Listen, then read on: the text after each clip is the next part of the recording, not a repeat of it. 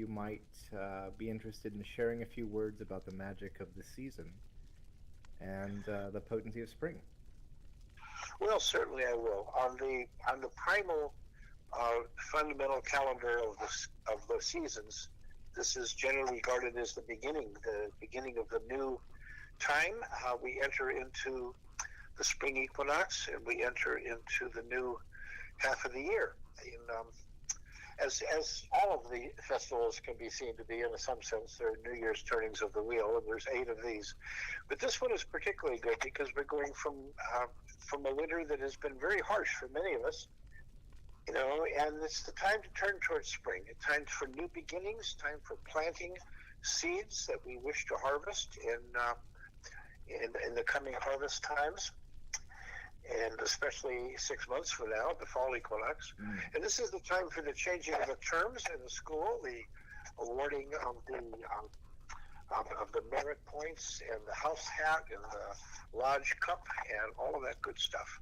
So I know there'll be a lot of changes and transitions, and I thank the people who are going out, and I welcome the people coming in, and I look forward to a beginning of a new year with all of you, and glad to have you on board the Gray School. Blessed be. Blessed be. Blessed be. Blessed be.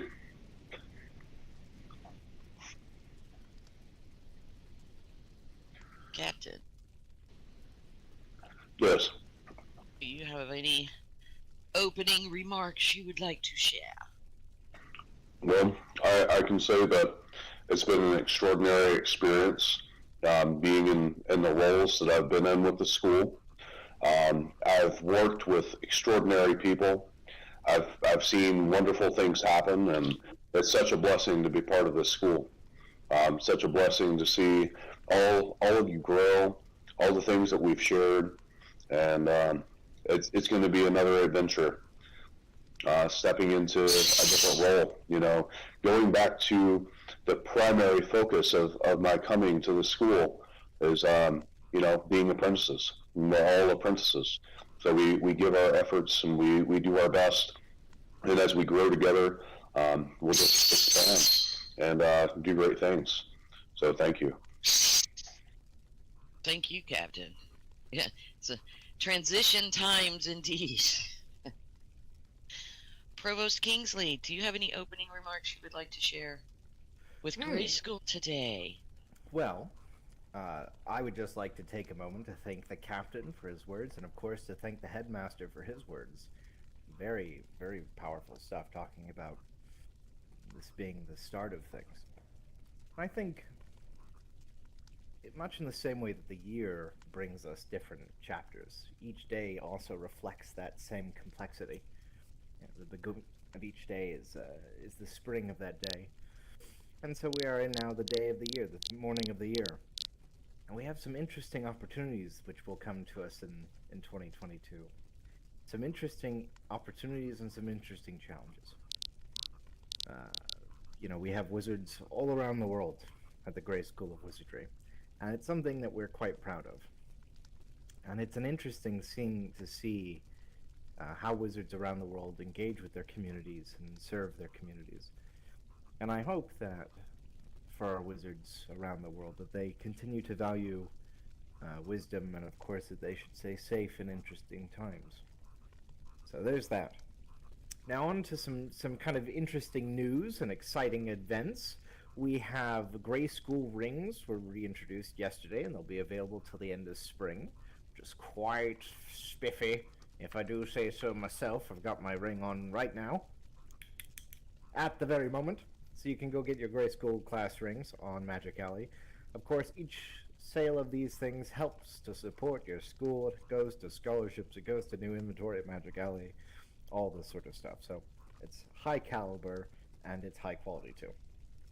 Yes. With that, we have some pretty wonderful and exciting things going on with clubs. We have, of course, Defensors, which is getting quite fancy, as I hear. There's good entrance going into that. And if you're keen, you should talk to Prefect Malcor, who is a knower of things and a keeper of stuff. So he'll be able to get you into that. And then there's also another Dark Arts club, which the name escapes me, but I know the abbreviation is CATS. And you can find that on the forums as well under the club announcements. So if you're keen on these things, head there. We, of course, have Noble Magus and Night Owls, which are my clubs. Night Owls will meet, from now on, we're going to meet in the Chessaceum as opposed to the clubhouse. And Noble Magus meets in the Headmaster's Tower. I love having guys there, and it's great. We had a great conversation in Noble Magus last week, which I thought was pretty cool, about AI and sentience and what is life and how can we, as living things, identify life in other forms so different from our own, and then do we act with curiosity and compassion or something else. So it was a very interesting conversation. We have these sorts of things. We also have some announcements to make regarding the Lodge competition and awards. So let me pull up my sheet. My powerful sheet. This sheet knows many things. Some of the things I know, some of the things I don't. So, in fourth place, well, okay, honorable mention to the Psyche Lodge, who scored 1.39 this term, earning 5 merits and 20 credits, which is actually pretty good. So a round of applause for our Psyche Lodge members. Quite good form. Quite good form there. Excellent. That is an improvement. Huzzah! Well, it is, you know, and I I don't mean to take the huff here. I think it is really quite a cool thing, because Psyche is such an interesting lodge in its place within the elemental structure of our school, and what it represents is this core facet of things, you know. When a youth ages, they grow, they sort of pick an identity, or they come into their lodge, and that's a little bit different. They sort of transform in those moments. But it's this singularity, this sort of sense of unity that we all come from the Psyche in some way or another, and in some way or another we're all connected back to it. So good form on them. Congratulations on your score. Now, with the other lodges, it was close, real close. I gotta say, I was biting my fingernails all the way down to the nubs. So we've got Winds Lodge in fourth place with 9.74 score. Quite good. Well done to you, Winds Lodge. Well We done. now have Flames Lodge in third place with 9.75 score. So, right there on the wire. Oh my goodness, you Flames. At the very last moment, someone complimented a teacher and got a merit, I think. Something went down there, but it's a .01 score. Well done, well fought to you. Now, in second place, we have the Stones Lodge with 9.88. So really, there's Wow. a strong competition in the nines this term for our third, fourth, and second places. But in first place, with a score of 14.09, we have the Waters Lodge, who scored an incredible 728 credits this term.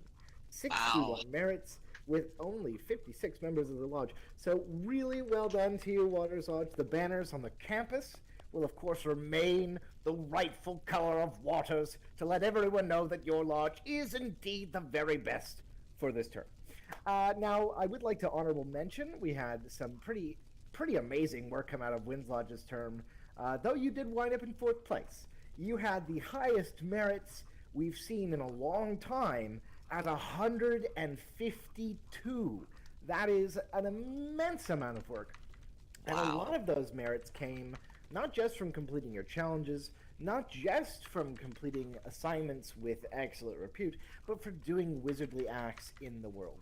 We, of course, had 2 of our finalists for 2021 in the Wizards competition, the Wizards Challenge, where they crafted guilds, and they went through this series of crafting guilds. Took them months and months and months and months of work.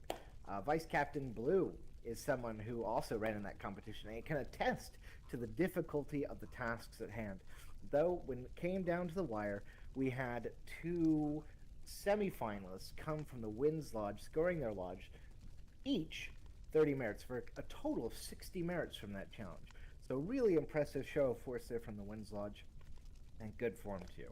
But, of course, that's all well and dandy, but it's not first place. So again, congratulations to our Waters Lodge. You guys have really blown it out of the water. Well done. Well done to you indeed. So these are our competition challenge announcements. We now have Awards. Awards are good for the bones because they celebrate the excellence which is you and the wizardry you bring. Now, there are a few awards. Of course, the Lodge Cup has been awarded. This now belongs to the Waters Lodge. It is in your vGSW Lodge. Your Lodge page has been updated with an animated background, a different one, or it will be shortly. And some other little ids and bits will come along your way. But we have another award to award now. This is the Wizard's Cap. Now, the Wizard's Cap is an award designed to celebrate an apprentice who has gone above and beyond, who has demonstrated what it means to be an apprentice wizard in the world today. This is a pinnacle role model and someone that everyone can look up to, regardless of your peerage or position. Now, this is a unique award in that the way it is given to you is that you do great things, you take credit for those great things, and someone on our faculty notices that and they nominate you. We had a nomination this year for Prefect Sayla Nix of the Stones Lodge. And Prefect Sayla Nix was nominated for the Wizard's Cap for her selfless dedication to her lodge over, I believe, 2 years of service to her lodge. Not only this, but Prefect Nix went out of her way to deliver the most excellent service possible to not only her lodge members, both, with her expected responsibilities and additional responsibilities in helping people outside of school, but also to every member of our apprentice body. And this is exquisite wizardry in the highest degree. And for this excellent show, you have been awarded the Wizard's Cap. Congratulations to you, Prefect Nix. In recognition of your award, your lodge will begin the next term competition with an additional 10 merit points, and you have been awarded 1 free year at the Grey School of Wizardry. Congratulations to you, and may you continue to revel in the success which is so well deserved. These are the announcements on these fronts. I'll leave the Lumos Award announcements to our head of lodges, so be sure to check in with her for progress on the calculations which go into that. Of course, Lumos is a Sisyphean task in its right, but some have achieved it, including that aforementioned Sayla Nix. So good form on all these things. These are my announcements for awards. Now, what else do we have to announce? Yes, of course, physical classes at the campus are on the forums, and if you're keen to take them, go check it out. If there's a class you've taken at Grey School that you think, that'd be something I'd like to do in the manor, and I'd like some beakers and stuff. We can do that. We have that capability now. We have beakers and a manor. So both these things are available. If you've taken a class at the Grey School that you want to see taught on the physical campus, reach out to that teacher and let them know. We're keen to make it happen for you. In addition to this, we have the 2022 Conclave, which is available for sign-ups now on the forums. Upper right-hand side, purple button. Give it a solid click. A wizardly flick of the mouse will take you into an esoteric journey that will indeed enlighten and entice the imagination to ever greater heights. That, of course, meaning the campus and the incredibly difficult hike all the way up to the grounds. But if you manage to do that, you will see all sorts of wonderful things. And this year at Conclave, we hope to have some pretty engaging events. We're going to be doing some crafting. We're going to be doing some ritual work and some spellcraft, as well as a few lectures and other sorts of esoteric explorations. The headmaster will be here. I'll, of course, be here. Arthur will be here. Some of you will be here. So it'll be quite good, and I'm looking forward to having that. In winter, we are having the school's very first winter formal, which, of course, you'll need formal regalia to attend, but it is not a charged event if you're enrolled. Same with the Conclave. If you're enrolled, these are free attendance. If you're not enrolled, you can't come. So those are the rules. There you have it. And these are my announcements. Let me just say I am incredibly proud of each of you.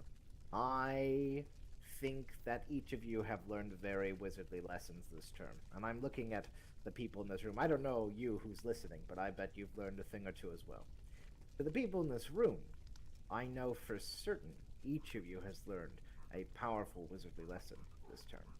And indeed, there will be many more lessons to learn from those lessons you've learned. Reflect, introspect, and be inventive in the lessons that you allow yourself to give. Now remember, this is the time of spring. It is the beginning of things. And so rally to yourself that wisdom you've cultivated over the previous years and plant those seeds well, for in time, I suspect great things will come. Oh, and of course, as always, a very blessed be. Blessed be, Provost. I am excited for the physical conclave and excited for the world to cooperate so that we can attend and learn together in person. I watch with great interest the updates about the campus. And at this point would be the vice captain's announcement. I am running for vice captain again, I believe. Voting ends tonight, I believe, Provost Kingsley. And I fully support Prefect Salin X. She has demonstrated over her time as a prefect strengths that I feel will greatly benefit our school ongoing. I am looking forward to the next scabbard. At the end of the moot, we are going to have a few moments for the outgoing leadership, which changes on the Equinox, to say goodbye and have a bit of closure as we pass into the transition over into the new scabbard leadership. At this point, is anyone else from any of the clubs have any announcements they want to make right now?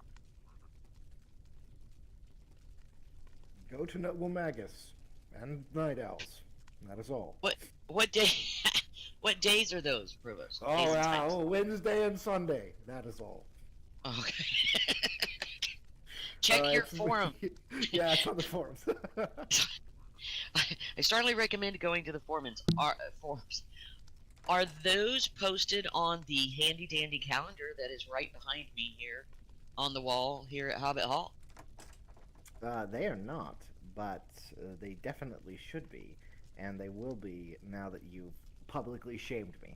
Okay, I will do this. It was not a shaming. That's too was late. a I've been reminder. shamed. It shall be done. Well, it's not as if we think Provost doesn't have anything else to do with his time to merits. Sitting here twiddling my thumbs. That was not meant to be a call out. And so we look at our schedule, and we have a few minutes between now and when we will begin the first workshop, which is transitions between the elements. If you haven't picked it up already by my very pointed pronunciation of the word several times, the theme for our moot is transitions. A great deal, many of us are going through various types of transitions right now. Most notably, we are transitioning leadership at this end of term. And this next round of apprentice leaders shall lead apprentice body for until fall equinox.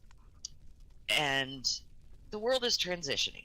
We have global issues, several of them, and some are being resolved and some are still in process. And these are all transitions that affect all of us. And so we chatted about it, your current leadership, and thought that various information about transitions might be helpful for our fellow apprentices around the world. And to show support and perhaps offer ideas for ways to work through these transitions. And as always, your apprentice leadership is always here for you.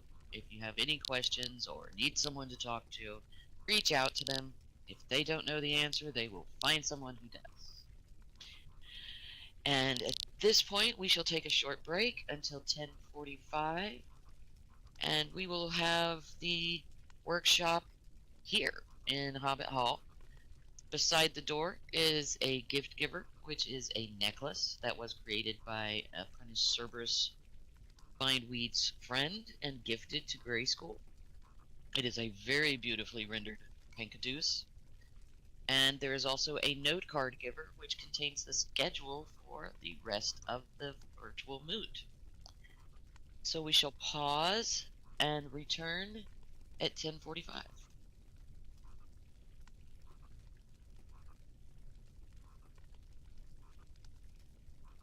How are we doing, Malcolm?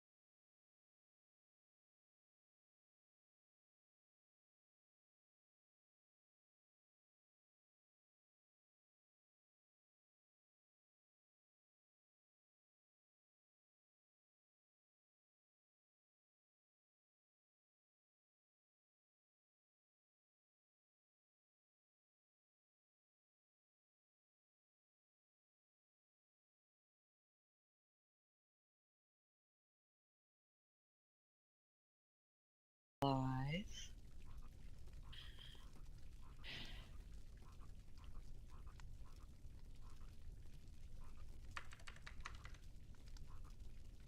Hello and welcome back from our short break, everyone. I encourage everyone to come online when they can on the vGSW campus. One little thing is during the breaks on the feed, there are fascinating conversations that happen. And Mm, I do recommend coming because you never know what wizards will chat about when they have a very moment. true. If everyone is ready, I shall begin my workshop on transitions between elements.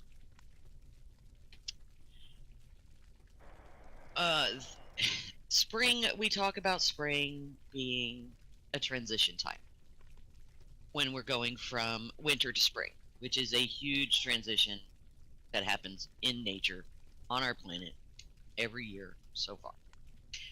And seems like it's going to keep going for quite a few years yet. This also coincides with the transition here at Grey School of your apprentice leadership. And many people, with the recent changes that were made to the credits needed for leveling up, are transitioning their levels of apprenticeship and reevaluating their plans. And I am looking, scrolling, and we're scrolling, and we're scrolling.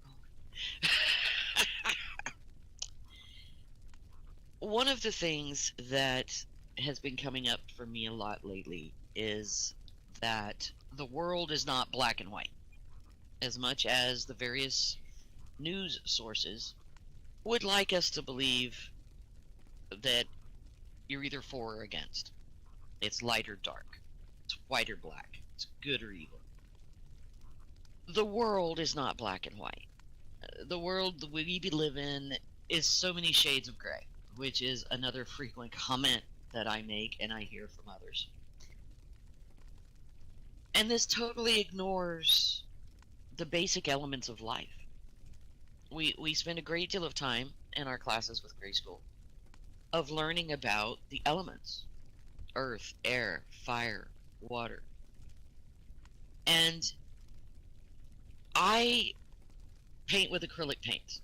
And one of the things that I have learned is that the elements are not absolute, just like black and white are not absolute. We have shades of gray. And the way you get all the different colors in a painting is by combining them. You have warm colors and cool colors. Red is obviously fire and a warm color. Blue is water and a cool color. And by combining them, you get many different shades of color. And the same goes for air and earth. And in my experiences with learning how to combine the colors and white and black, is it's this huge world of combining and transitioning different amounts of the different colors. And it's not just, I had noticed that I had started seeing having these direct lines between the elements in my workings. And that is not something I'd had before. I'd been working a lot with all four elements as vice captain, and I realized I was starting to have these strict lines between the elements and their colors. It affected my painting. And this is not how I normally live my life. I live my life with all the different energies of the elements and the different colors of the elements swirling together into this awesome strength for weakness combination that just helps my life be beautiful. And this also applies to the aspects of each element. Each element has its strengths and its weaknesses. And the colors of the elements are not just here's this block and here's this block. There's actually a transition zone, which are various pieces of that.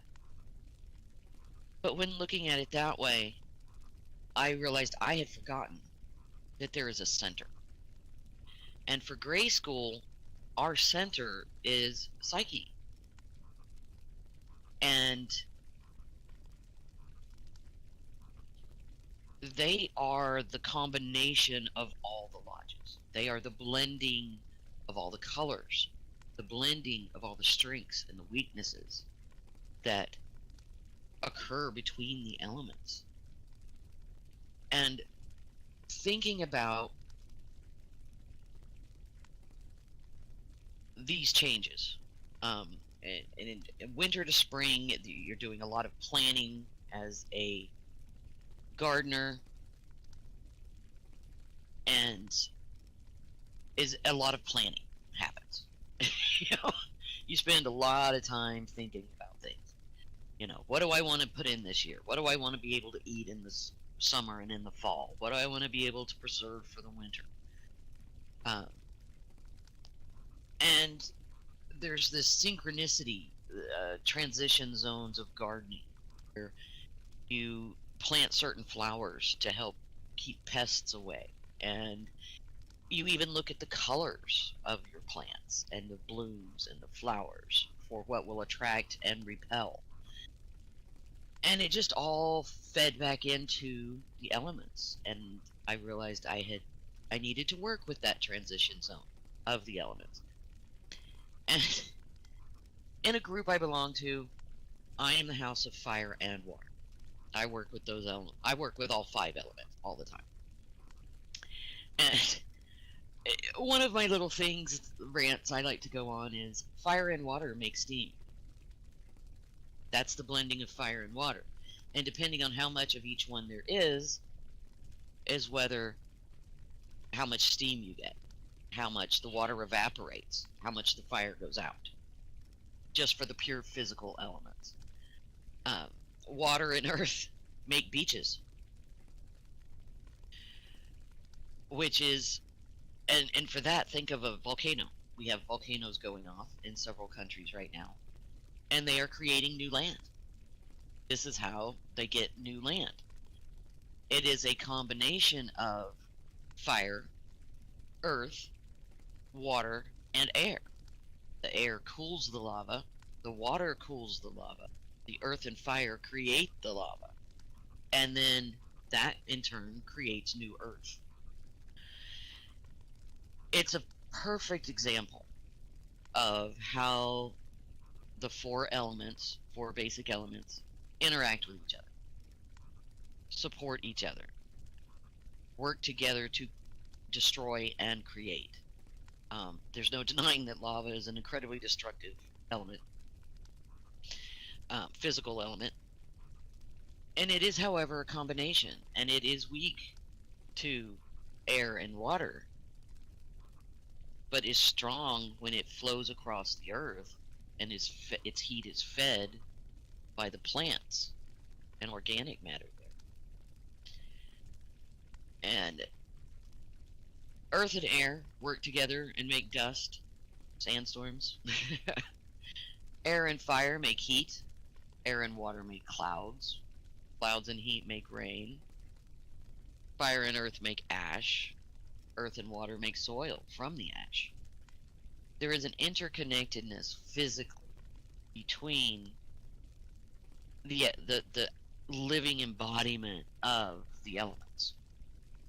And anyone who wants to learn more about the various aspects above the elements, I strongly encourage you to open your Grimoire for the Apprentice Wizard and turn to page 136. As you are working with apprentice leadership, working on essays, working on classes, you will find yourself using this, and it looks like my firestorm may be about to kick me out. I hope you can still hear me.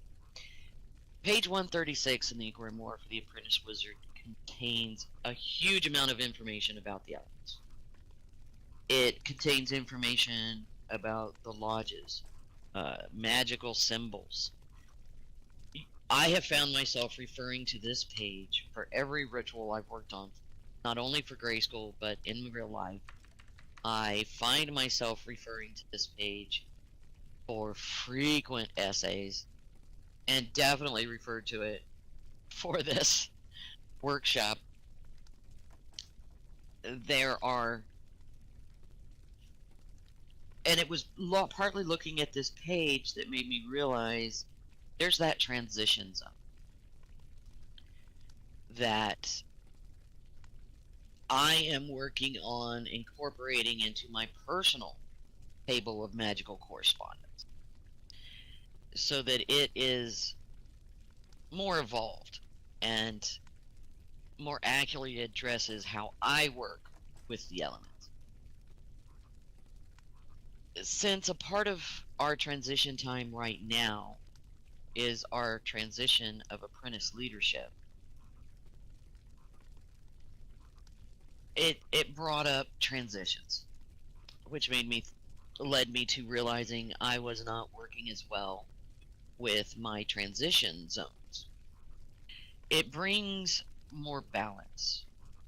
I encourage everyone to revisit each element, spend some time with it, learning its aspects, its strengths, its weaknesses, how it interacts with all of the other elements, not just the ones that are on either side, but also the center. For it's in the center that the true transitions, they interact with each other in ways that aren't possible if you have that clear-cut black and white, here's the cutoff zone, there is no mingling. Life mingles. That is life. Each of our bodies incorporates the elements, all of the elements. And this is the zone where we adapt to the changes around us. This is what we're doing when we're contemplating the things that have happened and plan for what might happen. These times of transition are vital to the slow awakening of the plants and animals that have been resting during the winter, as well as for us humans who are leaving our homes to venture back out into the world.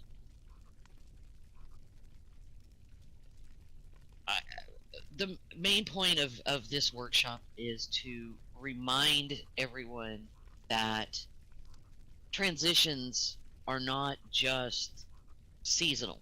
They're not just life changes. The transitions are at our most basic elemental level. And learning about how those transitions work for you can bring a great deal of balance to you, and it will enhance your studies here at the school. And I'm done early. I'm always done. Does anyone have any questions? Well, thank you very much. That was very interesting. I don't have a question per se. I have more of a rambly commentary, and I think it might dovetail into an interesting conversation. So if that's all right, I got that. That's fine. We've got until 11:15. Fair enough. Fair enough. So I would say this is. I really kind of enjoyed what you did here, where you kind of talked about the sort of interactions between elemental forces. Because to me, this is only natural. This is the terms in which I've thought about elemental associations for a very long time. But that might not be true for everyone. And I think, that's it's a world takes all types. And, eventually we'll all get there. I think. Yeah. But one of the maybe if somebody didn't think about that before, it'll be a great help. But one of the things that I've come to is, I think as you start to get interested in different systems, be them sort of elemental magic or or even divinatory, like as people break into like astrology, you start at the level of like newspaper astrology. It's like you read the newspaper and it's like, oh, that's you plug in the sign that correlates to you, and it's like, oh, that's me. Okay, good. But then you start doing things like natal charts and things, and so you move from just having the sun sign to having the moon and rising sign, and all of a sudden you go from being, I'm Capricorn, I'm an Earth person, and then all of a sudden there's these two other signs, and you have to account for those and what's going on. So I've often meditated on this as sort of a idea of understanding my own nature and working with it in that way, and it was one of those things where I didn't always. I would say even now I haven't come to any definitive conclusions, but I'll just say like that's one of those things where I thought this was a nice little magnifying glass, a nice little flashlight for me, because at least for my own example, I'm an Earth sign, but my additional auxiliary signs are both air signs. So it's like, and you use the metaphor of a dust storm, and that's always what I used as well. But at the same time, I'm like, well, what does that even mean? It's not a particularly creative force. It kind of just moves particles from one place and puts them down in another. What do you even do with that? So it's one of those, for that, look at what happens to the Sphinx and the pyramids with the sandstorms. Yeah, no, huge certainly. Amount of erosion and change, and yeah, it's moving fertilizer around. Think of it more as fertilizing the earth than destroying. That's better. I like that, because that was always my chief concern, I guess, when I thought of that. It's like, well, it's a lot of frantic, unfocused action, and it mostly just destroys things. And I'm like, and then I think about it for a moment, and I think of my worst moments in life, and I'm like, yeah, that scans. We are the elements. We really are, and yeah, we're so chaotic. We spend our lives seeking balance and a path. So yeah, the transition zones are important, and I love that, because that's totally fits in. So that's awesome. It wasn't just me. There's others. Yay.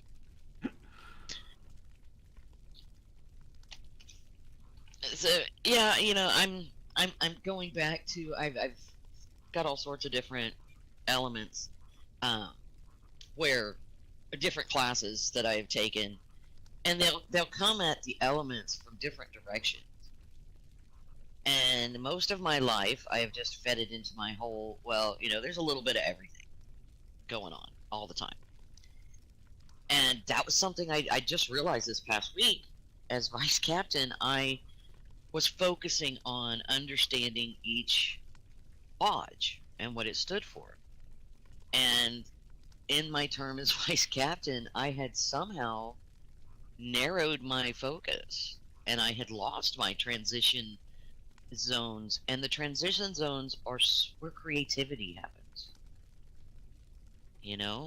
That's where the aha moments of, oh, hey, fertilizer, that works. You know what's actually funny? I find that actually ironic to a degree, at least speaking from personal experience, because I always think of the prefect ship in terms of being hyper focused on a principle, right? Because every lodge has a motto and a principle, and you're really steeped in sort of a very specific elemental association. And then when you move to the captaincy, at least in my experience, you start to have to really account for the fact that you're not a representative of a lodge, but a representative of the school, and so now you have to incorporate the 3/4 of the elemental wheel that weren't really accounted for all that much before. So it's kind of funny that you kind of had a counterclockwise journey, but it's okay. You still it's a circle. You get to the same place. Yeah, it reminded me, hey, your balance is off. So because that is what you need. That's what I seek in all aspects of my life, is balance. Life's not going to be perfect. Yes, dear. Oh, Blue, was that Mason? Yes, that was Mason. Yeah, that wind, the thing I have to offer on that is the power of the wind. I live out in Los Angeles, and we get a lot of heavy winds, and they kind of contort with the fires over the seasons. But what I found is you can build great strength within that wind. What I would do is go outside when the wind was like 60, 70 miles an hour and try to stand in it and find my calm center even with that wind. And so the wind became an ally to kind of strengthen my character sense. And I don't want to sound too trite, but it really did have a transforming effect on my mind. Because normally, I appreciate the calm silence, but to now take that and take your kind of psychic defense and your mental energies and walk into this great windstorm and find strength within that, I think that's a powerful vision of what air and wind offer. Not just moving stuff from one place to another, but how it blows against you and how you physically or mentally stand strong within that. And if it wasn't for that wind, I wouldn't have thought through that concept. So that, there's a powerful relationship that you can obtain by positioning it that way. Well, thank you so much for sharing. I think that's a really beautiful vision of things, and I certainly relate to the narrative around that. I'm also from Los Angeles, and I've experienced my share of windstorms. Yeah, I thought you were. Yeah. Indeed. So absolutely. Now, I will say there's a bit of a family lore, family truism that they've always said, which I heard from my grandmother, but I always think it's very true, is that children and animals act the fool on windy days. They always do. There's something that riles them up, and I always thought that that's very much true. and so there's a little bit of like I said, it can be a chaotic force, but it's very good when directed. And I very much like that as well. Yeah, I mean, it breaks you out of a comfort zone, is what you're saying. And really, the way I take it, if it can change and alter and shake you up and get you thinking in a different way, then that chaos is something to be embraced. The uncertainty, the chaos. I think really that's the theme I have this year, is trying to embrace uncertainty and chaos even more, and then find my stability even amidst that, or to be able to meditate under any conditions. If you're driving, whatever. I've skydived solo. Even that effect of wind is powerful. To feel that, to drop through it, and feel it permeate your whole presence is just amazing. So I never really thought about the wind before until I got positioned in the Winds Lodge a couple of years ago. And I thought, oh, wow, there's a lot to think about there for who I am and maybe what I can be.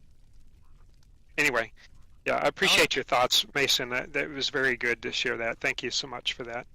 No problem. And I will say one lucky thing that the Winds Lodge has is, at least in terms of archetypal incorporation of disparate elements, is you have the sort of the archetypes of the directional winds, which carry with them extra elements, and that's a very clean and elegant metaphor. So I've always liked that as well. Unfortunately, I'm like maybe we need to workshop something for the Stones Lodge. Yes, the great rock of the South, bringing fire. I don't know. Yeah. I'm teasing, but... Yeah, I was going to say, being out here in LA, playing off of that, the ocean, the other aspect of that, my spot where I create my altar is really on the west side of the house, and love that because I get so much power off the water in the ocean. So for me, I guess that water is really that supplemental force, and I love the dusk. Blue, I appreciate you pointing me to that, because I guess I forgot about this page 136. It's just so immense in detail.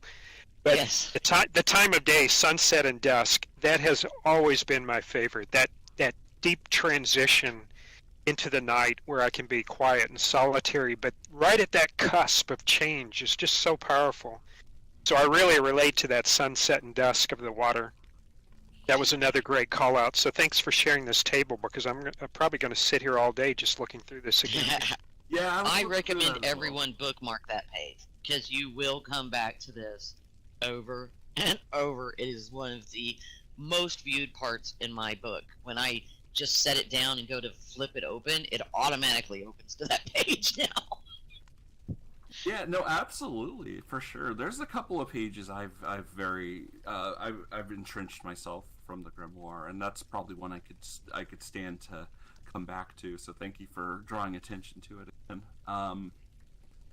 Now I will say, because we're talking about transitions, and there was a mention of dawn and dusk.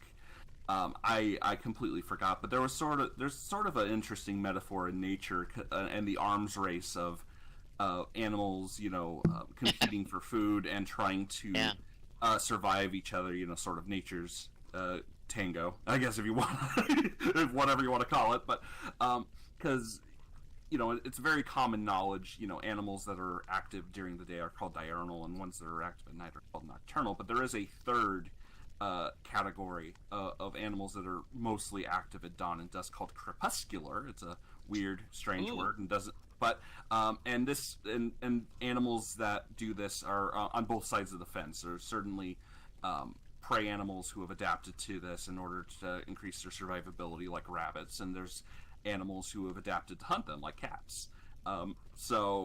But yeah, there are some animals that are very specifically thrive in these periods, and if you ever wondered why cats sleep all day, that's pretty much why.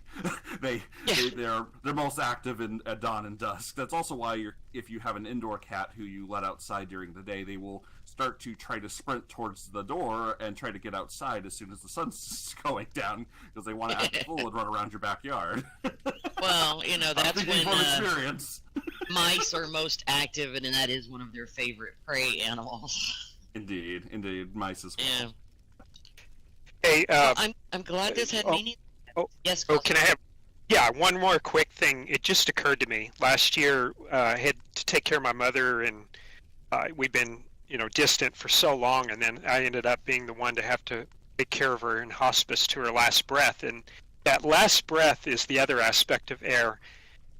Just thinking about that moment, I mean, we have breath, it gives us life, and then when you see that very last breath of somebody leave, there's something powerful at that moment as well.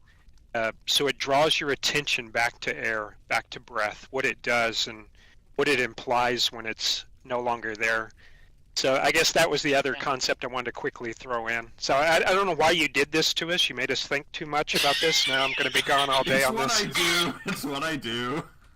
No, great. No, I love appreciate you guys. Yeah.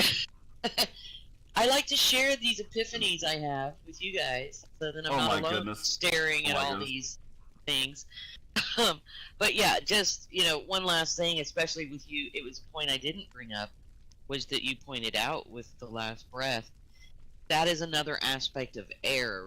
If you get too stuck on the destructive aspects of air, remember, it's air that moves the oxygen around that is exhaled by plants and inhaled by humans. So without air, it kind of doesn't work. Yeah, good point. Every element has a point of need in the human body itself. For sure. And all other life. And without one of any of them, the system breaks down.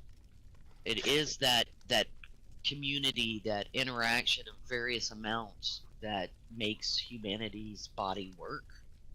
It also helps your decision making in your thought process, because you can put on those different hats, the different elements when you think about a problem or make a decision, so you get a more holistic view, and then you feel more confident angle. Yeah, that's why that chart is so awesome. It's not, it's just amazing. The more time you spend with it, the more you're gonna see this transition-y multiple rainbow of the world. Mm-hmm. Do you have something else you wanted to say, Mason? Oh, sorry, I didn't. I was getting excited. But yeah. Yeah. So, well, sorry. I guess the thing that really made me think, I guess, was, I guess the metaphor is like, in the Christian tradition, you have these idea of like the 7 deadly sins, and these are like these bad moral vices, right? And then they had an inverse idea of like the 7 heavenly virtues, which were supposed to be like the opposite.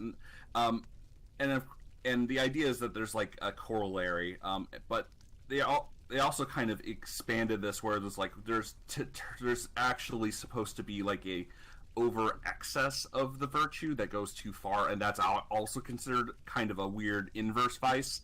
So Yes. the virtues are actually halfway between the sins and like another like excess, and I forget if they gave them a funny name, but there was something like that. And I think when you talk about what you were talking about the needs of the body, there, that's also important to keep in mind. I think we've been really fixated on air, so let's just I don't know, water, right? Yeah. So if you want like water as an example, for instance, you can drown, but you can also dehydrate. There's really bad things that happen on either end. The point is to hit the healthy medium, I think. Yeah, eat too many carrots, you turn orange. Yeah. Oh no! You can make yourself ill with too much of any one thing. But I love that you pointed out that you can go too far in either direction. It's that middle ground. Oh look, it's a transition zone again, and it's a perfect segue to transition to the next workshop, which will be Prefect Malcor. Do you need a few minutes, Malcor, or do you want to jump right in?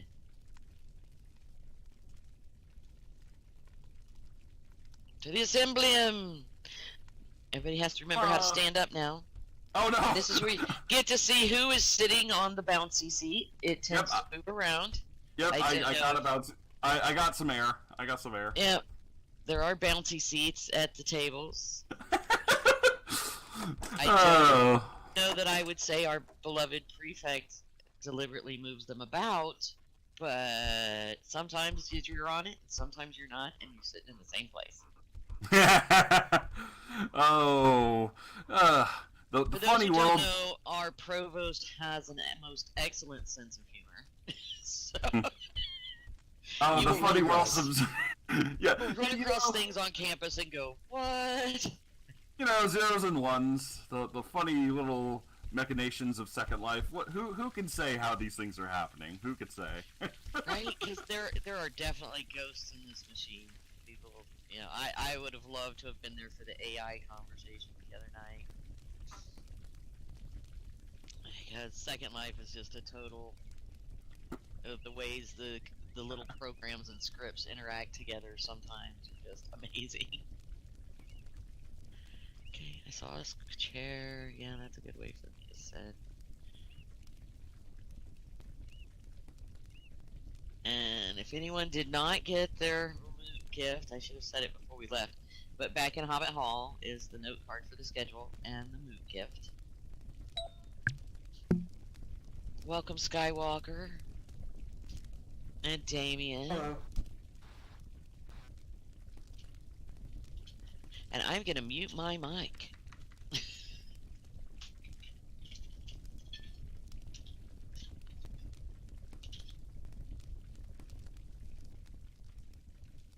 Awesome. Under.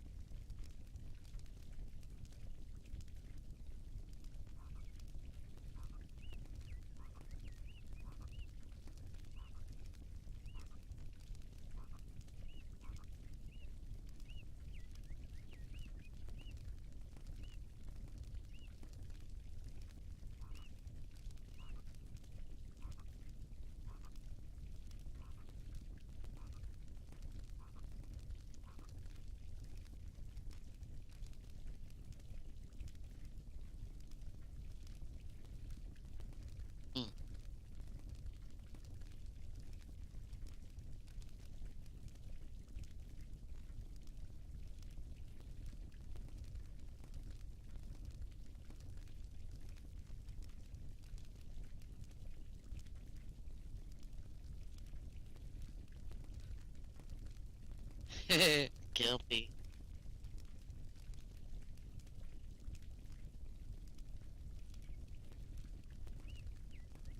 No idea where to start. Just like, I want to do it all, but, uh.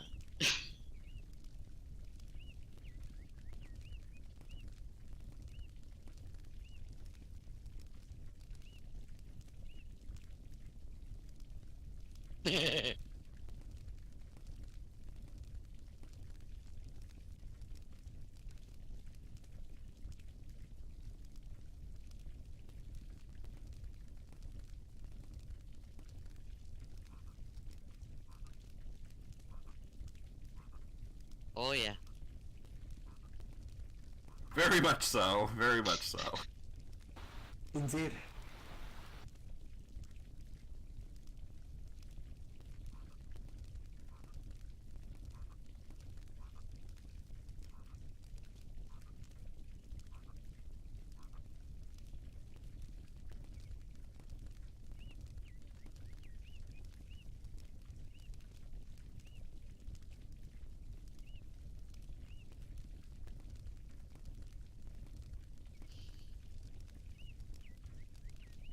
Yeah.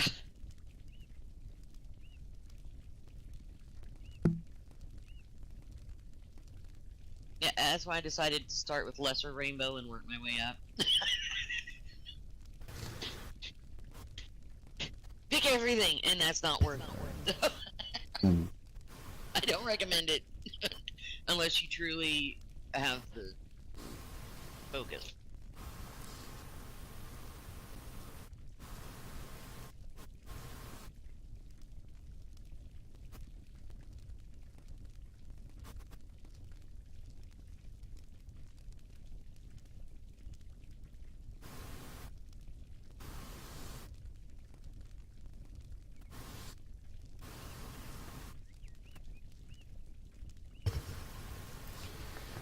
One that I've always had was, what do I need?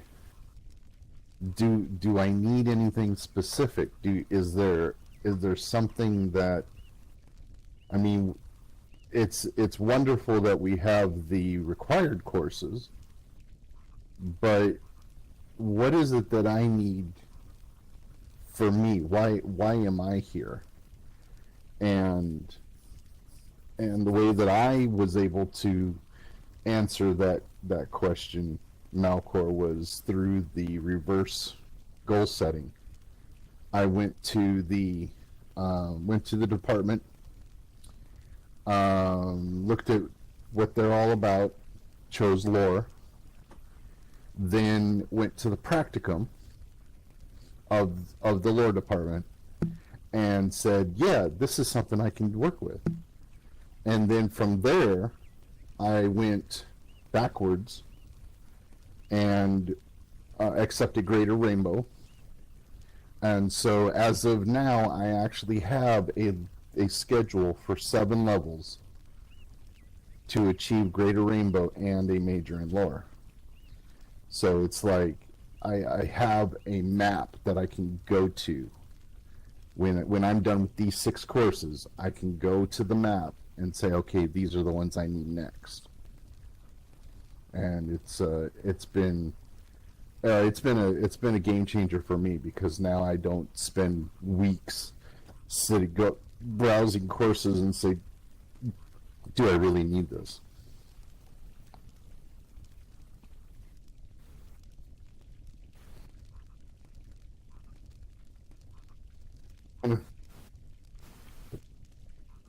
Yeah, yeah.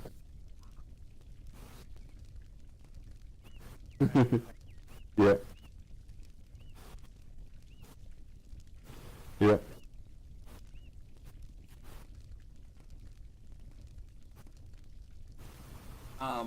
I would say one of the most obvious ones for me is just sort of a general perfectionist tendency. I can stare down the barrel of a particular assignment and write it and write it and rewrite it and rewrite it, and it'll take, exorbitantly long for me to turn it in. I'm not even usually satisfied by the end.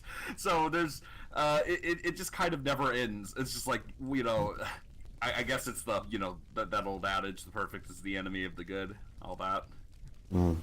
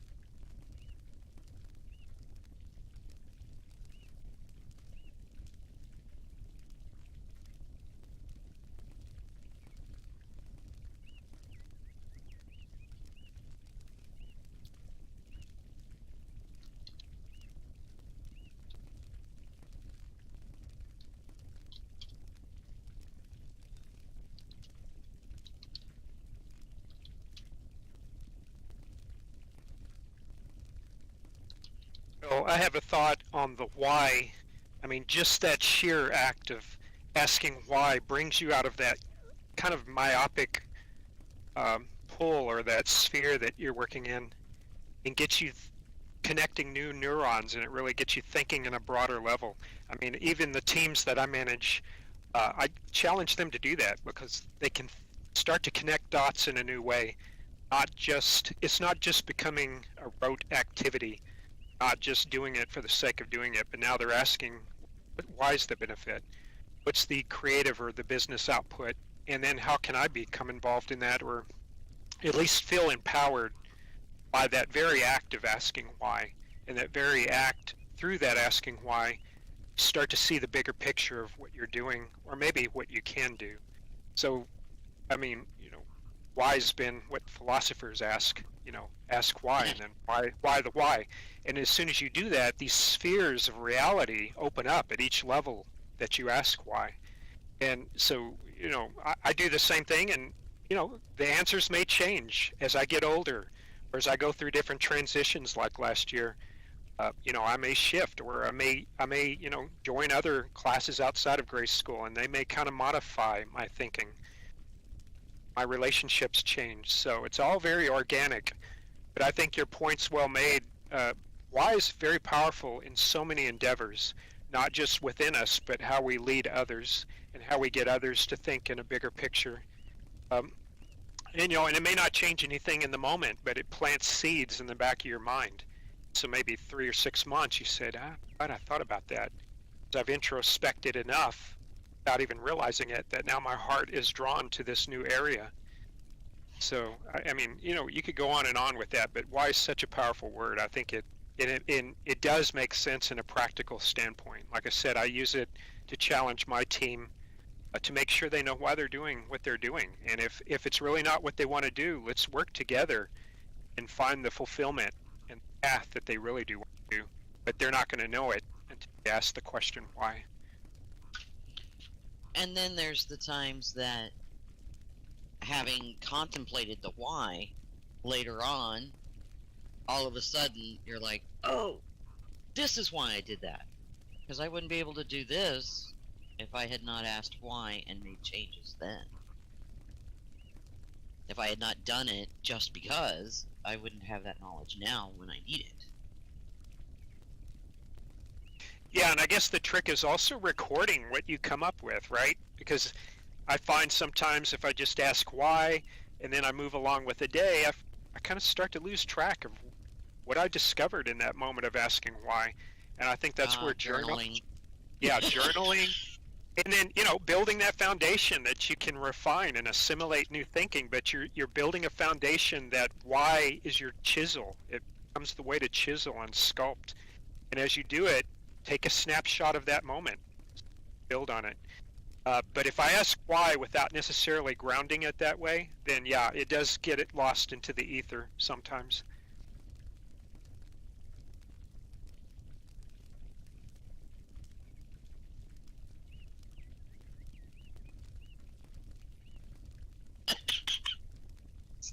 Segue. We're segueing you.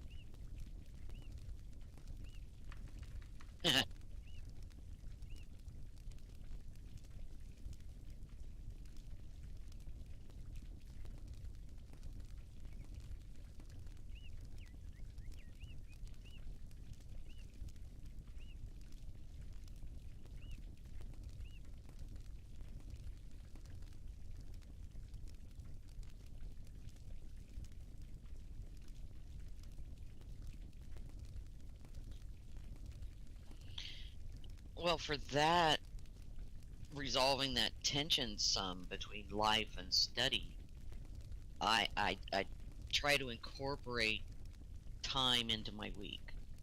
Set aside an hour, and this is study time.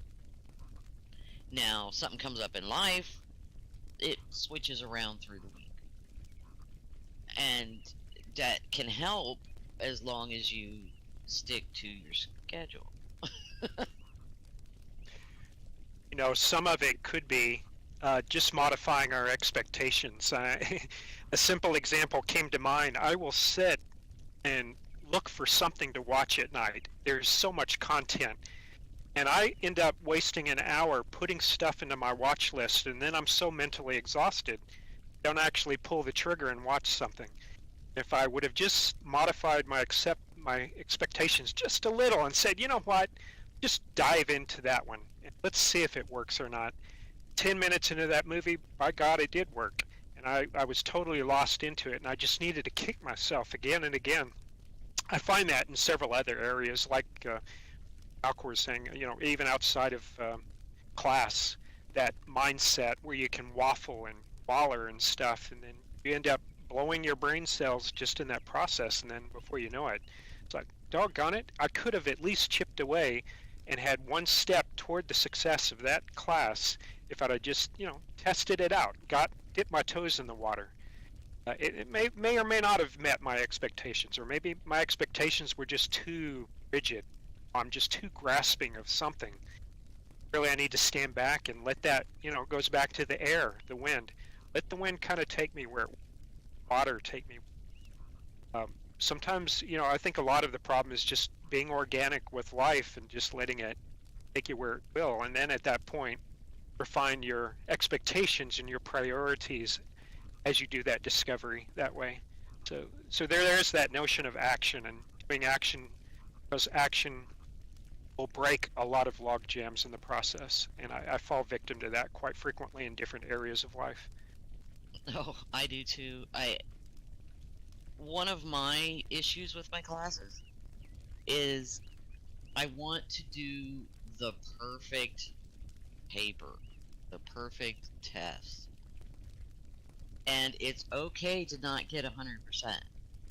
And a really cool thing about grade school is if you get a low grade, you can ask to redo it.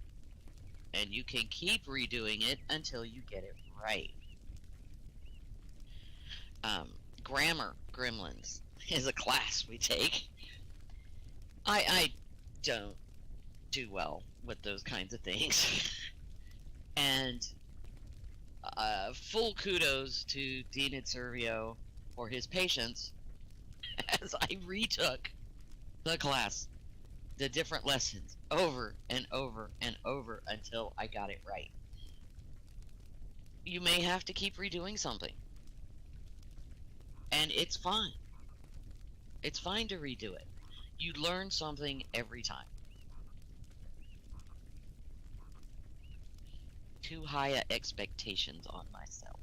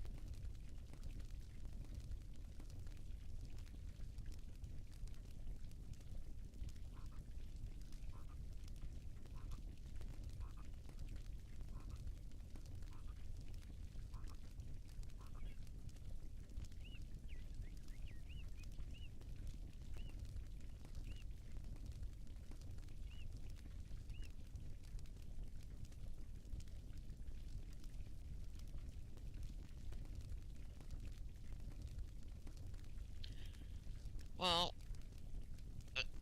I would like to share one of my main hang-ups on completing classes. Is I over-research. One of the things I've realized I need to do is remember what level of apprentice wizard I am.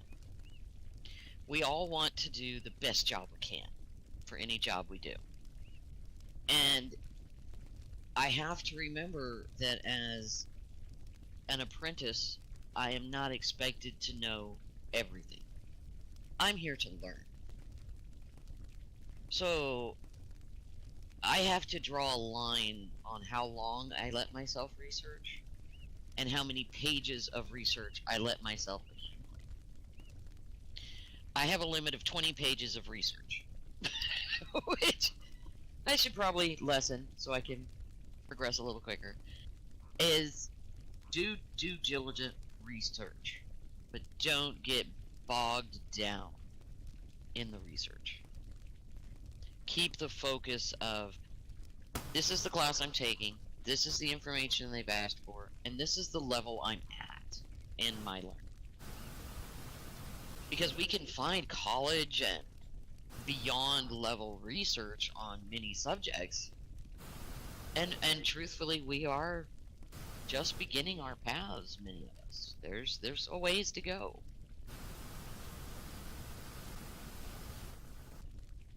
A lot of times people don't understand when enough is enough. Exactly. We see on the assignments, it's got to be at least 100 words, and those of us who've been here a while understand that is not for us. That is for psyche. Yes. And so what is enough? How much research is enough? And as a university professor, I tell my students, if someone could read your paper and ask, says who, that needs a citation. That needed to be researched. So when I do my rough draft, I start thinking about how it would apply to me, what I would do with it, how would I take this concept and apply it in the real world? Then, during my read through, I look at that and then I say, says who, and then I underline that, and then I go down a little further and it's like says who, and I underline that, and so that tells me what I need to research, and then going down those rabbit holes.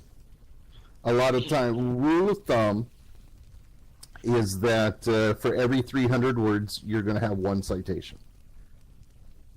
300 words is the average size for a paragraph, a research paragraph. So what is a research paragraph? Well, okay, there's another rabbit hole. You'll look on Google, the great oracle Google, and you will see a thing called the Meal Plan for Paragraph Writing. MEAL. It's the main idea, your evidence, your analysis, and then your linking transition. How this paragraph is going to transition into the next to create a full thought. Or in the conclusion, it's your lasting thought. And so, evidence and analysis. That's where many of us get bogged down. That's where the 20 pages of research comes in. That's where we're spending months looking for stuff that we really didn't need to go into.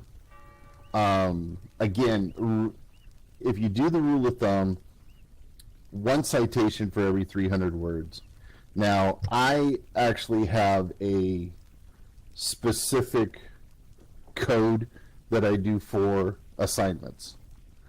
Assignments have to be at least 500 words. That's me, which means I have to have at least 2 citations in my paper beyond the lesson. And then my finals are 1,500 words. So that's more citations. And 9 times out of 10, your final is probably going to use some of the citations you already have in your earlier papers. So that's where you can actually capitalize on the reciprocity of your work. Very much so. A lot of, especially in like I'm doing the captain's course, and I've been focusing on the captain's course during my entire campaign these last couple weeks. You will find when you're in a department or when you're in a specific topic, you're going to research until you start seeing overlap. People are then citing the research you did earlier, and then people are starting to see things that you saw, and so you're starting to see an overlap in the research. That's when you know you've reached what's called saturation point. Now, you'll never reach saturation point on an assignment.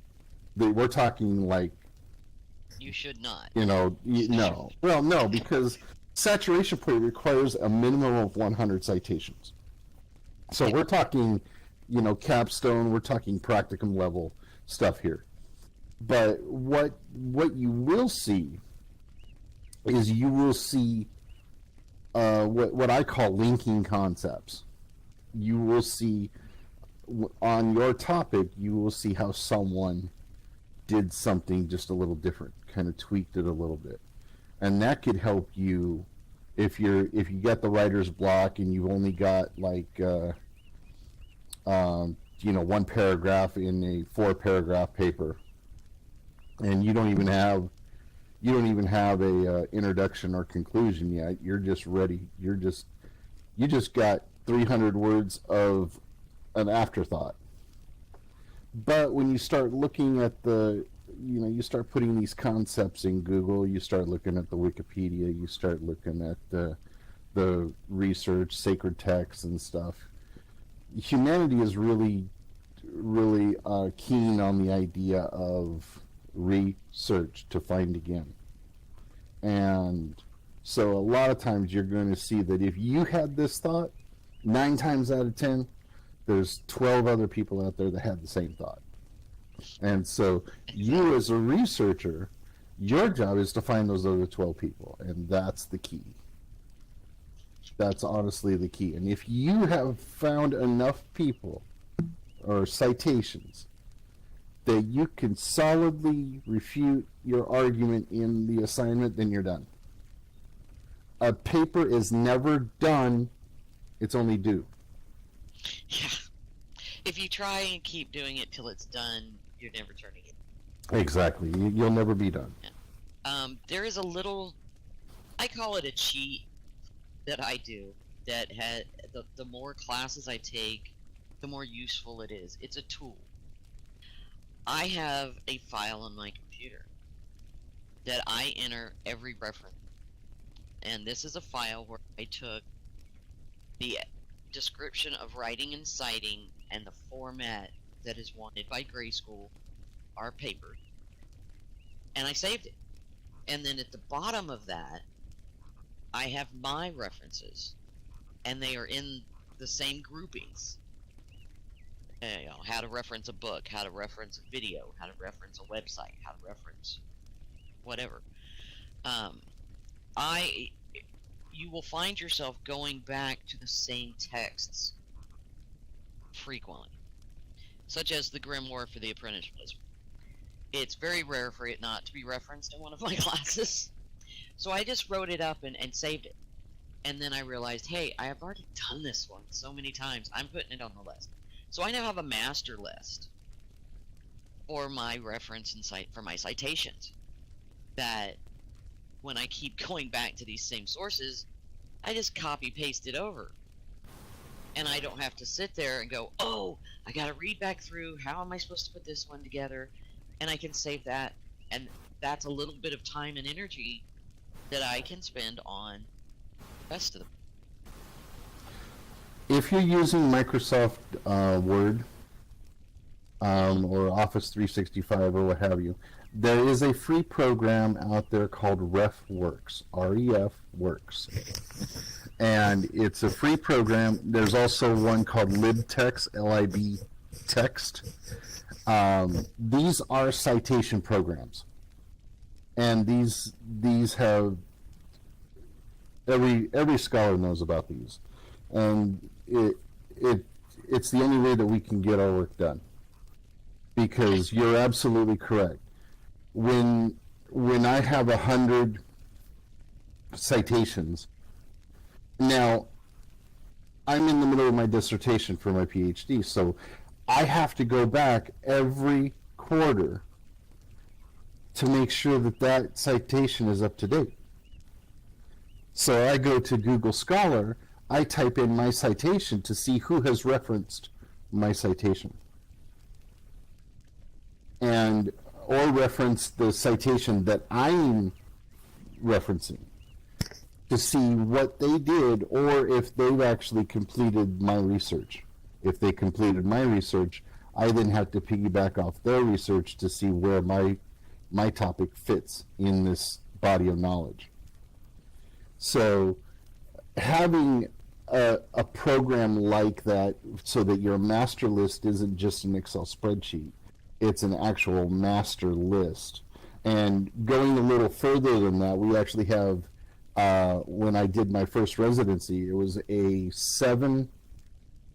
we have 7 criteria for reading a research article. There are 7 things that we look for. And we actually created an Excel spreadsheet with those 7 things on there. And all we do is just Control F. We just Control F, we search for a specific topic, go straight through the master list, pulls up every article in the navigation bar off to the side. It will save you so much time. Excellent. Definitely have to check out those resources. Hey, Malcor, can I? Oh, no, just a very quick thing. I was going to go back to your business logic. Just 3 quick things that might help, just taking a step back. You know, you mentioned mentors getting a peer review and maybe using the Lodge forums where people can say, hey, can you look at this rough draft? Help me give me some ideas to work through it. I think a little bit more of that collaboration might help from a mentor and peer review perspective. Then maybe having people highlight really good examples, doing that more often where somebody's done an essay and that can get more prominence, maybe in Gray Matters or some place, or maybe there's a video they do. It helps cement it for themselves and others, and then it gives them an additional aspect to try for, not just to complete an assignment, but to get a little bit of notoriety there, and it's another big win for, their enthusiasm for doing it. And then the basic thing is just calendar and tracking.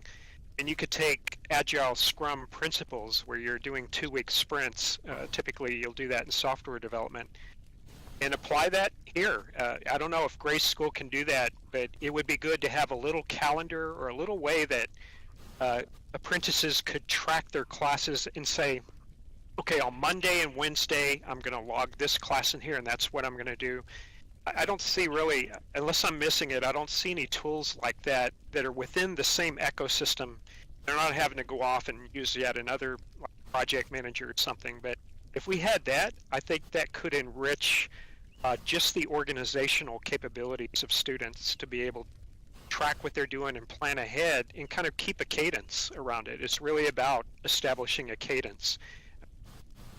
Just from those tools are quite detailed and very code heavy, but we do have some tools available right now that you've already talked about.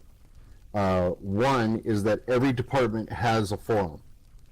You can post questions or assignments and stuff in the forum and solicit feedback. Yeah, I think it's encouraging, though. That goes out to everybody who's either in the class, who is familiar with the class, or even who's a major in that department. The second tool that is on its way is the tutor program, and this is going to be huge in doing exactly what you're talking about: peer reviewing, peer collaboration. So that is around the corner. That is definitely something that in the next term, I would like to see more traction with that, and to see what comes of that. So yes, those tools are there, except it's not user specific. So I guess we have to work within the technology. Well, again,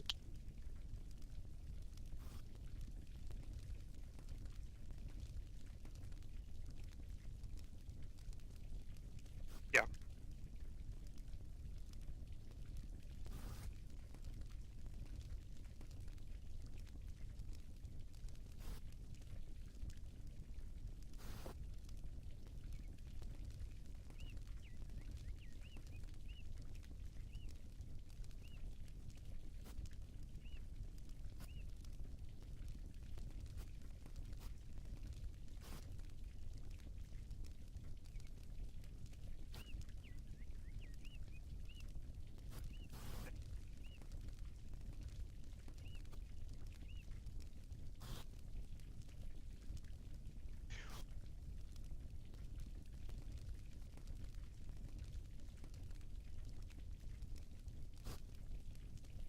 Yeah. Yeah, and maybe the meetups become a retrospective. If you're going to drill into that Agile Scrum methodology a bit more, after the 2-week sprint, maybe part of the meetup is, let's do a retrospective of the work that y'all have done this last 2 weeks.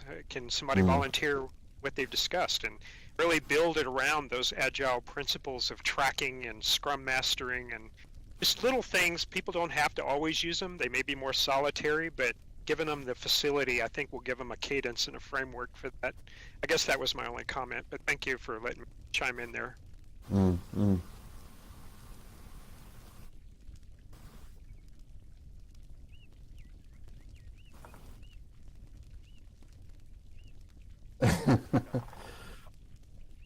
That's quite all right. I am totally okay people getting into my time. We are taking a break. We will take a break. Blue has actually stepped out, has asked me to call everybody back when it's time.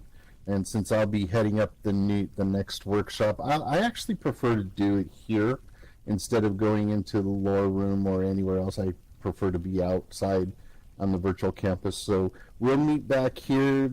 Let's give it about 30 minutes. So about a quarter till.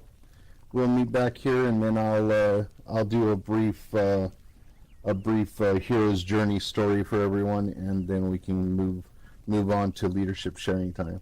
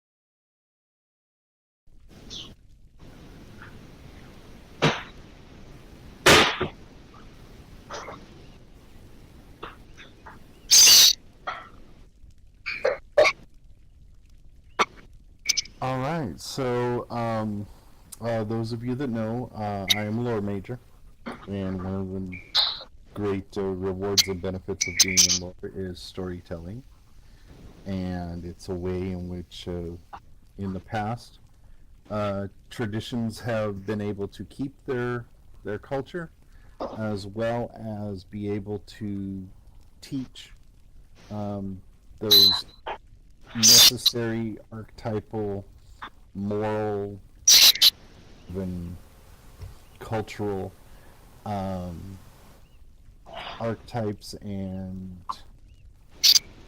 uh, roles to the younger generation. One of the biggest um, archetype that we have, especially in a time of transition, is the hero. And the hero is the one who starts as one thing and ends up becoming something totally different. Um, and in most cases, usually greater than the sum of what he thought he could be. And so, and this story is nothing else, nothing less. I am a Stones, so I always talk about trees and leaves and rocks and things, and it's just kind of in our nature.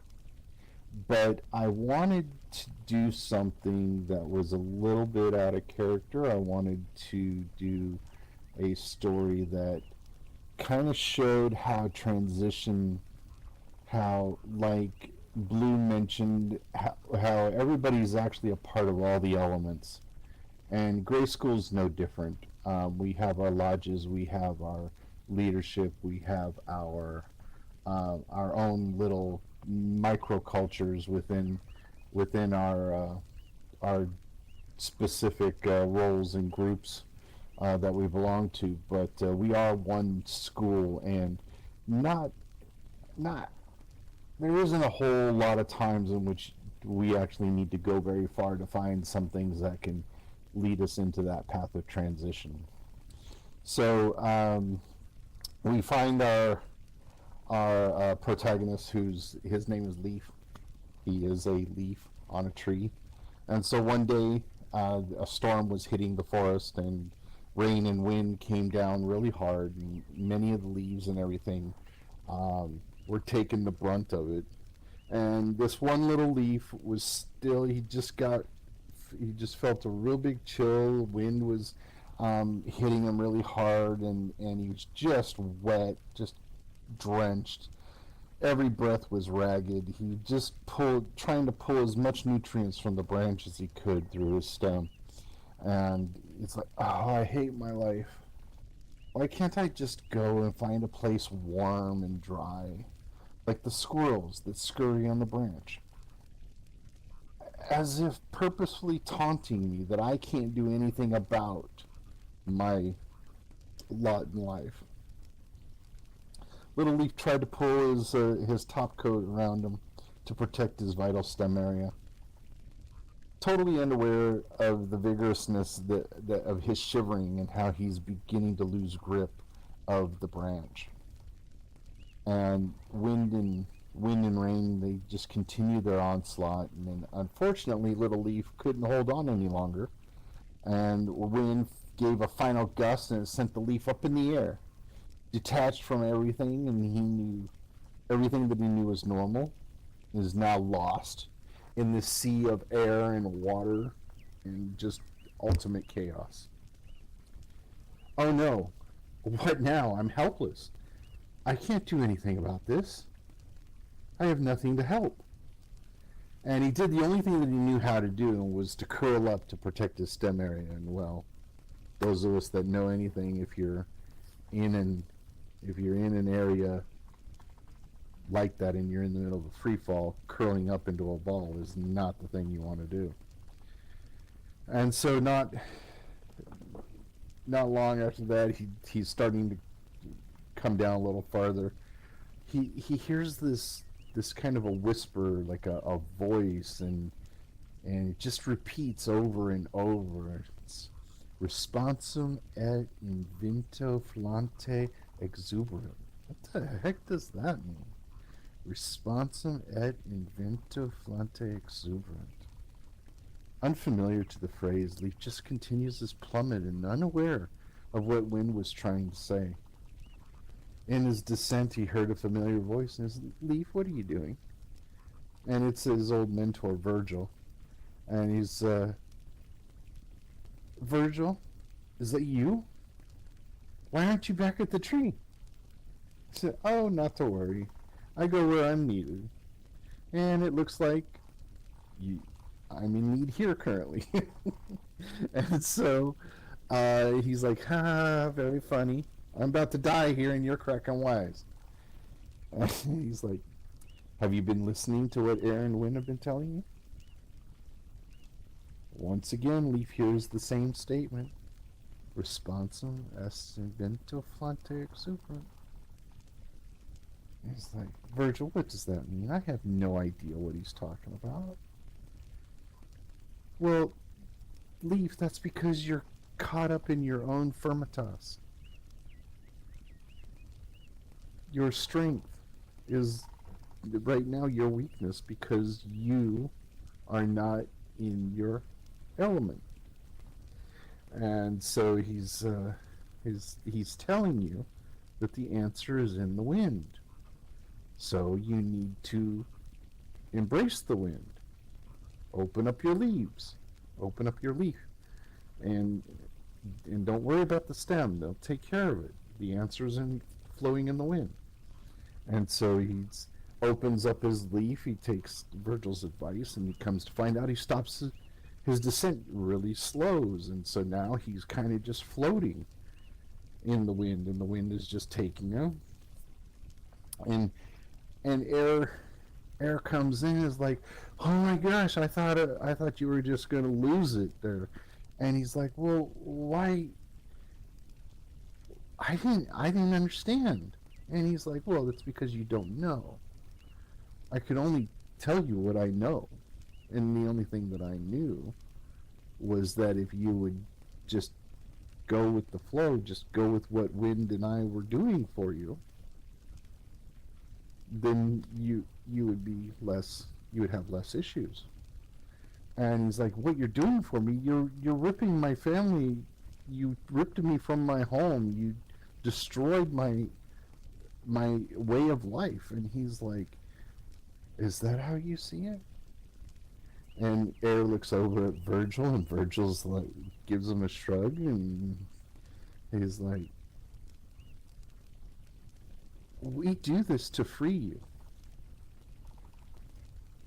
The tree is a wall. It blocks us from getting our message to the other side. So we storm through the tree in order to free you guys. So that way you can hear our message and take it with you.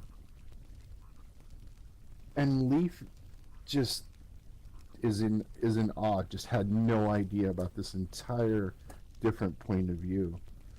And he's like, wow, so by just letting go and just being in the moment, I can increase my experience. Kind of a transition. And but there just seems like something's missing. And so Leaf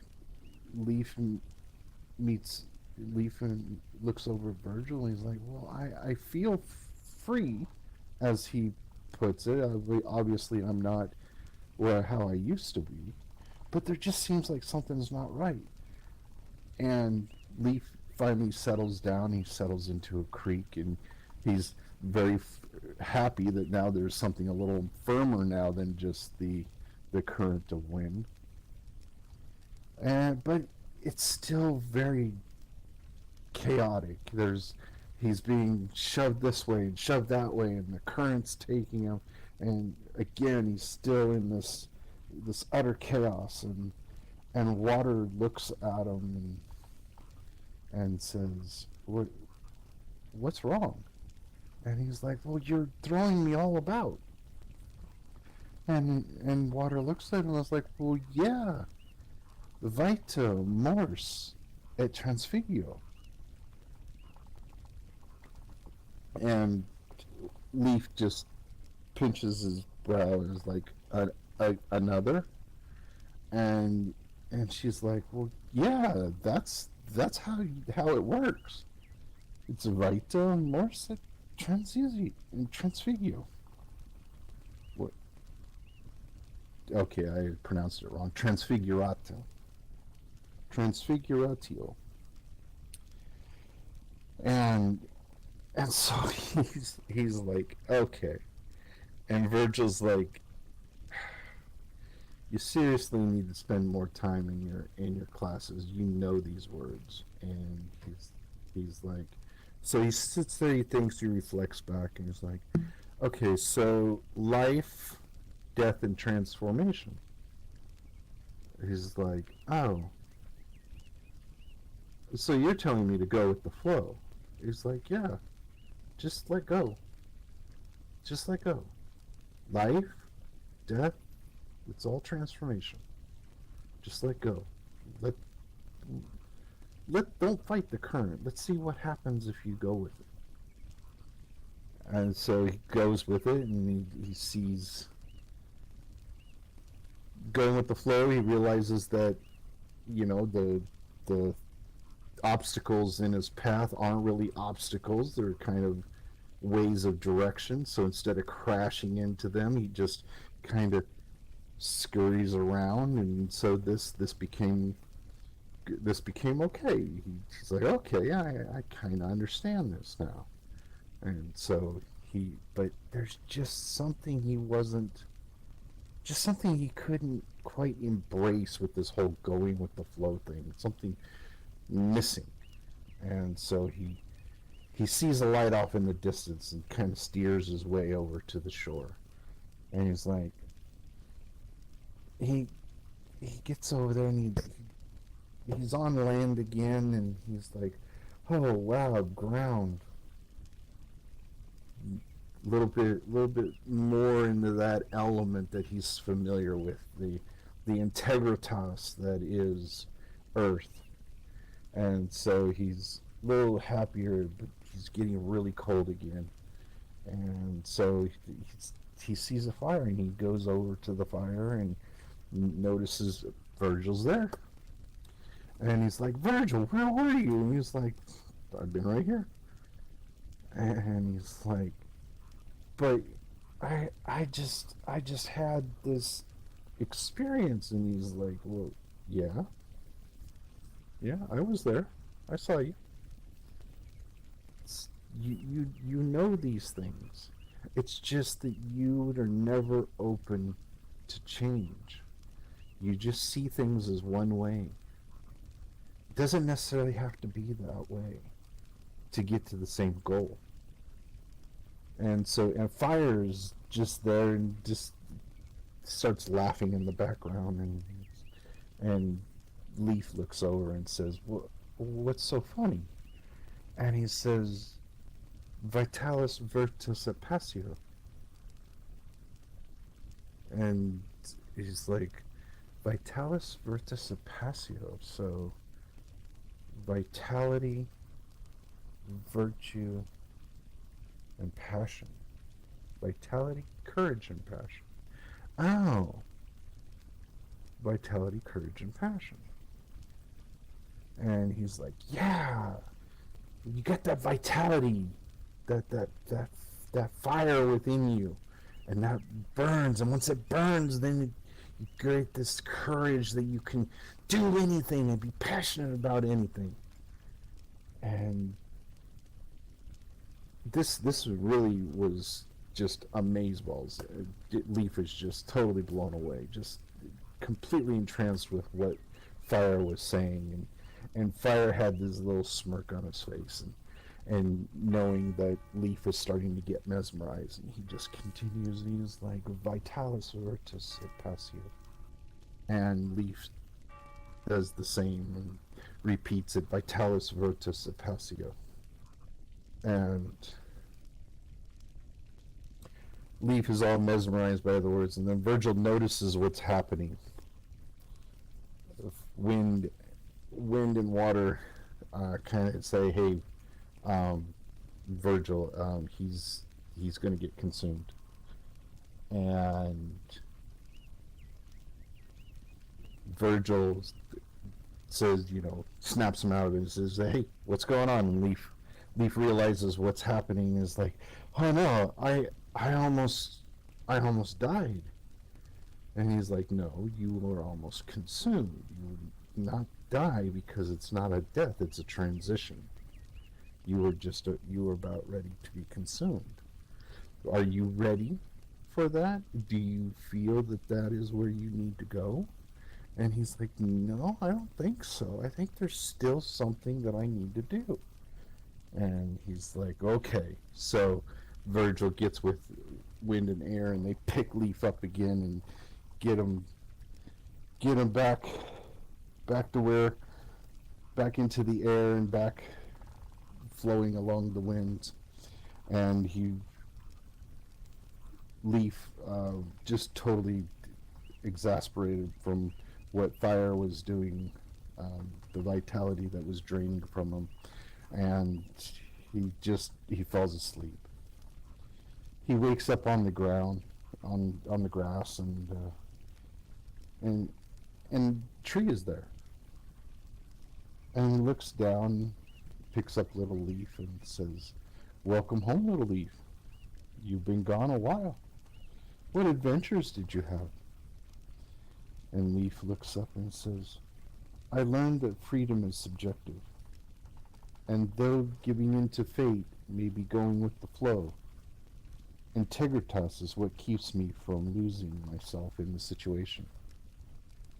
Wisdom is the knowledge gained from experience, and if I didn't have these transitions in my adventure that taught me the lessons, I would not have appreciated being back home as I do now, and would always have sought to have left once again." The tree did what she never did before, and with a single word, magnamitas, Leaf was reattached to the top of the tree. "Leaf, I reattach you in the name of Magnetos in order that you can teach others. Share this wisdom so that others don't have to endure what you did, but yet still gain the benefits." And Leaf was so grateful, he just got smacked. He didn't know what to do. So one day Leaf was with a little bit later, Leaf was with a bunch of small buds, and after listening to his story, the little bud looks up and says, "How did you know you were able to call out when fire was going to consume you?" He thought for a moment, and out of the corner of his eye, he saw Virgil standing there in the background, as if he had always been there. Or maybe he just arrived. "When the need arises, you will always remember your integritas, and that will give you your firmitas, in which you can then be magnamitas." Leaf gave Virgil a knowing smile and answered and said that though the tree lets us do what we want, she's always there and will always send the exact help we need to get us through our transitions. Thank you. And that's it. I'm finished.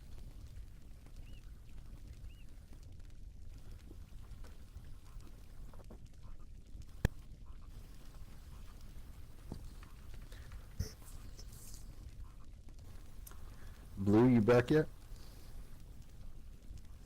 Thank you, Skywalker. Thank you, Cosmo. Malcor. Thank you for sharing. Yeah, for sure. I would say without further ado, we just go straight into the meet and greet with the leadership sharing.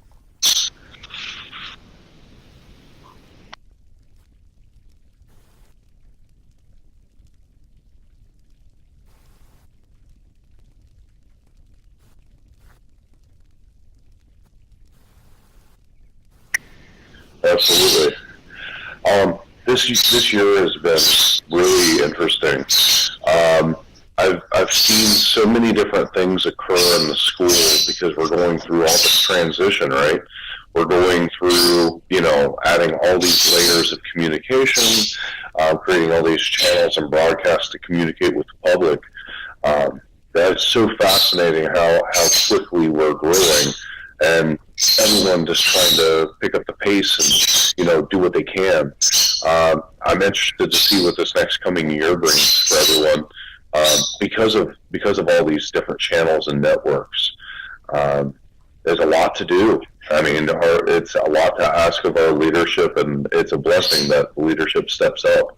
For those people that don't have any idea about what leadership is, we begin our journey as apprentices, and we go out into the world as journeymen, and you kind of step into those roles when you're becoming leadership.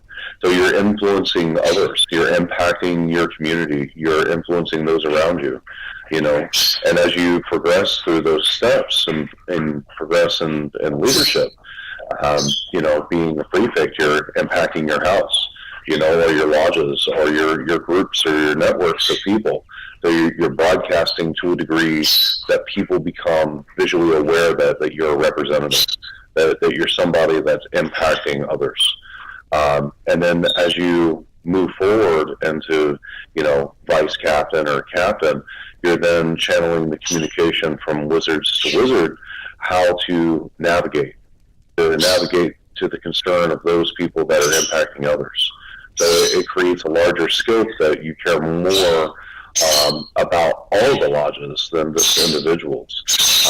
So it's a larger scale. And I think that this, a little bit of introspection about, all the things I've been doing over the last 5 years with the school is that I've been impacting people, right? Leaving some kind of mark or some kind of something to remember me by. And so that's something that I see a lot of people coming into this, this time where they're going through transition. And, sometimes this can be a really difficult process, as well as a happy, joyful, or even a challenge, that you've had to wear many hats. We've had to tell our stories. We've had to, be a person to present. And this is an opportunity today that, we can kind of gather with our leadership and with our teams and with our community and just, kind of vocalize where we're at and what we want to do, and, the sparking of new ideas and the comings of spring. It's all good growth. So it's very fascinating, and I'd love to hear from you guys on, what's your next adventure? What is your next step of progression that you want to accomplish? Because I can definitely tell you mine.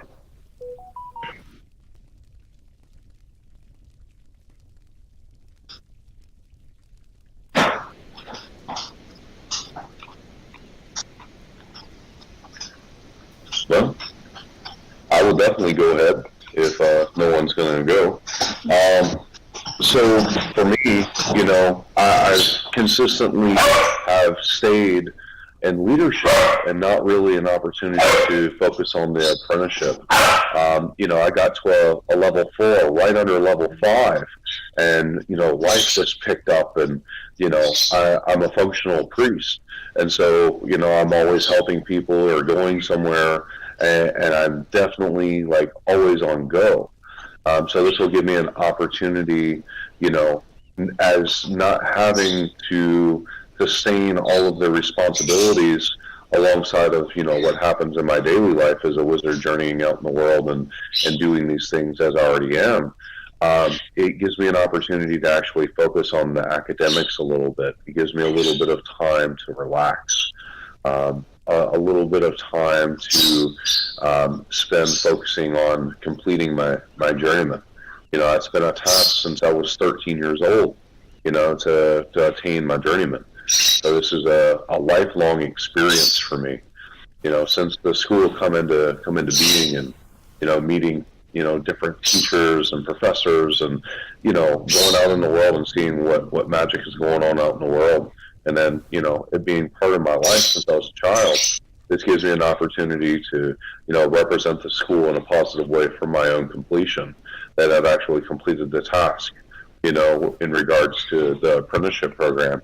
And then, we'll see what the future brings as far as, me doing anything else in the school. But, my time that I spend, in my communities and the things that I'm doing never really stop. So it just keeps evolving and changing as I grow. That's excellent. What about for you guys? Well, I think my my next step is kind of on blowing in the wind. It's I think I've been very, very vocal about wanting to be captain and kind of helping the next evolution of grade school.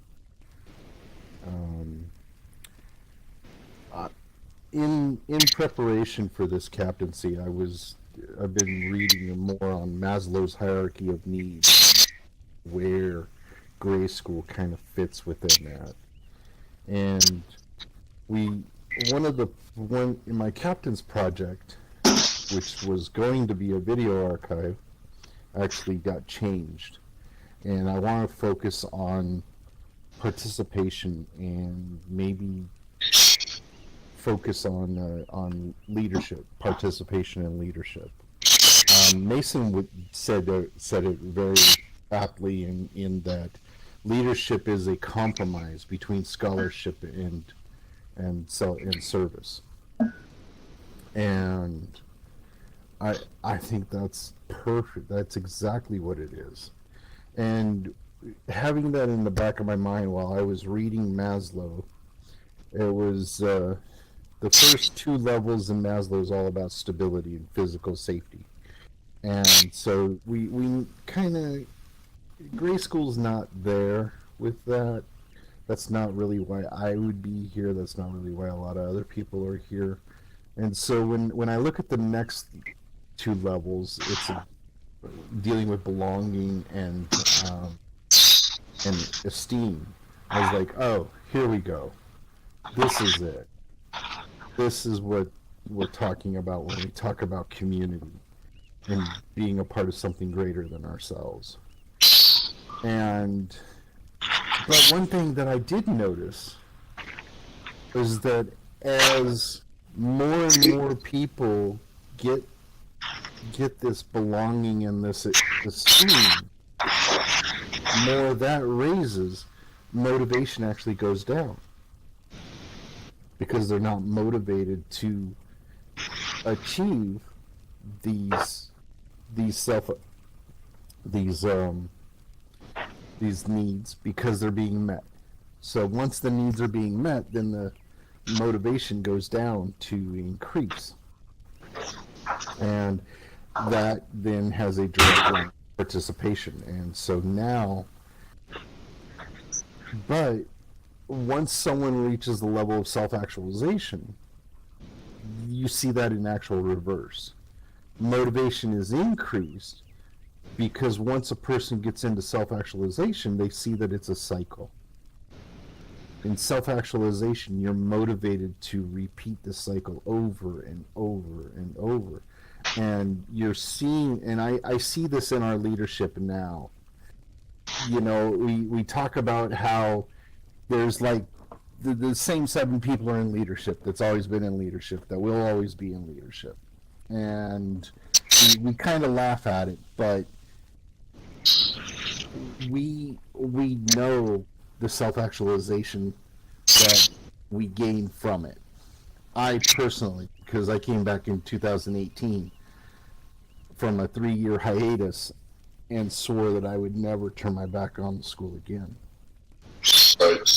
And I've only taken 6 months off leadership since I came back. And I needed to take that time because that self-reflection and realizing that, you know what, people do things differently. Yeah. But as long as grade school is the focus, And we're doing our darndest to lift people up, to develop each other, to celebrate wizardry and to celebrate us being wizards, then ultimately is that not the goal? Is that not what we're here for? So because we do things differently and we've invested so much time in creating certain structures, were those structures ever needed? Did we need the structure? So, for example, when we created the moot schedule, the first iteration of the moot schedule 2 years ago, we created it knowing it's going to change. We knew it was going to change. We wanted it to change.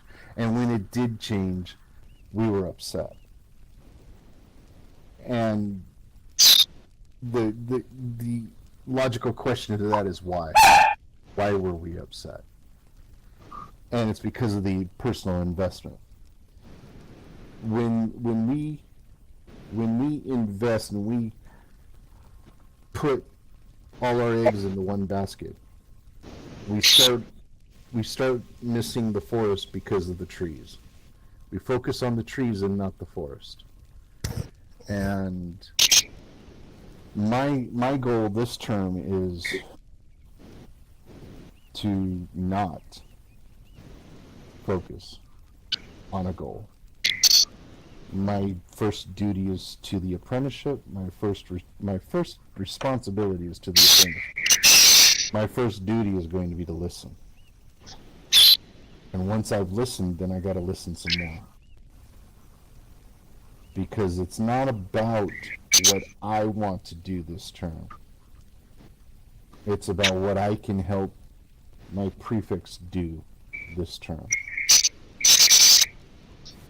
And so I guess with that, that's basically it. That's very good introspection and a lot of self-awareness and a lot of interesting things shared there.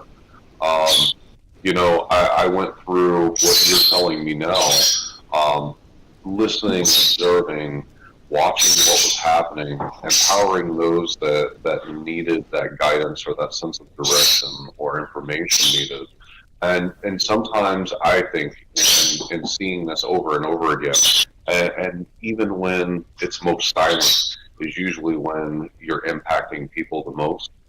I can't tell you how many people have personally contacted me and have thanked me for, giving them something for a monthly post, that happened 3 years ago that I got no response from anyone, and 3 years down the road, this, apprentice, reaches out to me and says, this is really impacting me, influencing, transition, having the self-awareness, and it kind of leads into, where we were going in the conversation.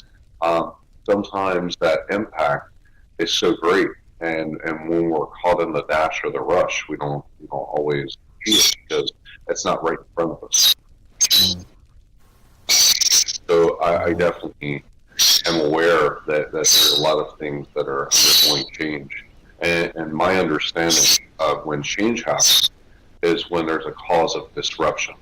There has to be disruption, or there has to be a shift in order for things break apart. And if we get fixed in that idea that we are this as the identity, our reality will be shattered. And we come to self-realization because there's been a doorway or an opportunity for us to have that vision or that insight to be able to step through the threshold, right? To where we can kind of look at it vertically and horizontally, and gain the introspection to know where we're actually at. We got to have some kind of directing guidelines, to give us an understanding until we understand what it is that we're actually doing. Nice.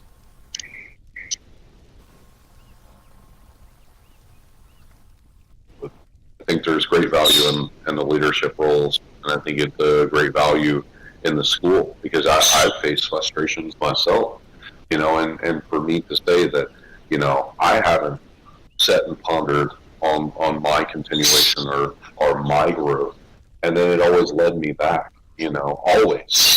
And this is not a first time. And to say that, anybody that's really undertaken this on a very serious scale, not just, playing role play to fit, but they're actually accomplishing something that's great for them and impacting a community where you're influencing others, and you see that change. If you don't question at least once, what am I doing? I would question where your brain is. Mm. Yeah. Yeah. I mean, go back to that why that we talked about earlier. If we don't understand why we're doing the things that we're doing, then we're no different than just a Roomba around doing the same pattern in the carpet. That's true. Finding a sense of direction and cause and reason. Mm. Yeah, it's what is it they say? We are 1 point, and in a 3-dimensional world, it takes 6 points to figure out where you're at. But it always takes that one extra to plot a course, and it's always from outside. I found that journaling has been a huge component as a key, to kind of travel back in time and kind of peer into the future, not necessarily on a divinatory level, but a rediscovery, of the relapse of things that occur, or even things that come into fruition that you don't necessarily see right in that moment. I found looking through my captain's notes and my prefect notes and all of that, I can say that Mason impacted me, to become captain, and I was very questionable when I stepped out onto the road of leadership. If that was something that was really for me and worth my efforts and energy, and it was something that I needed to do. And Mason has definitely had an impact in that. So, definitely always been a helping hand, or always been there when I needed somebody to talk to in regards to what do I do, and then we discover it together, and then we figure out something new. Interesting. Yeah.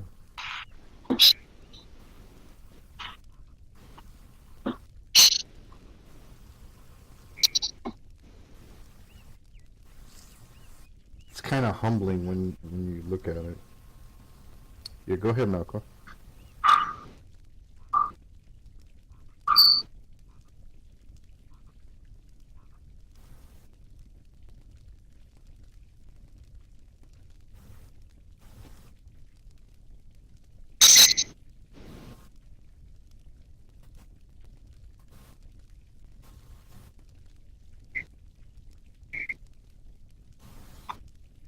You've been here. You've been here since I was here last time in 2015. I mean, you weren't leadership then, but you've been prefect of Flames Lodge for ever.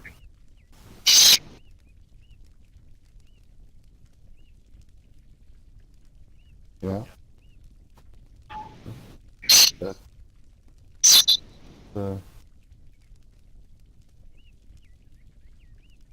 yeah.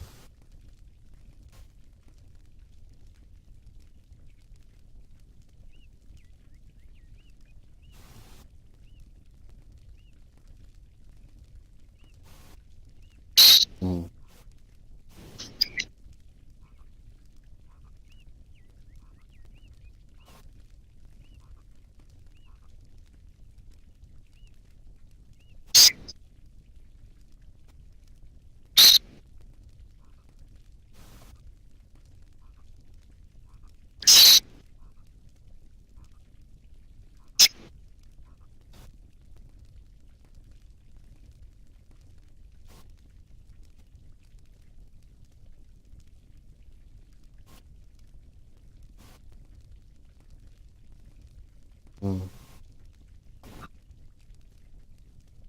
Mm-hmm.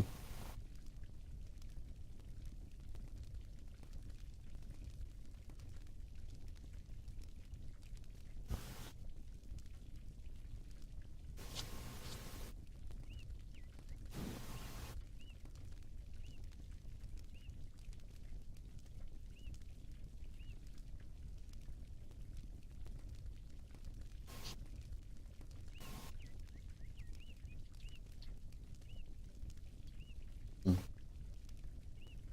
Right.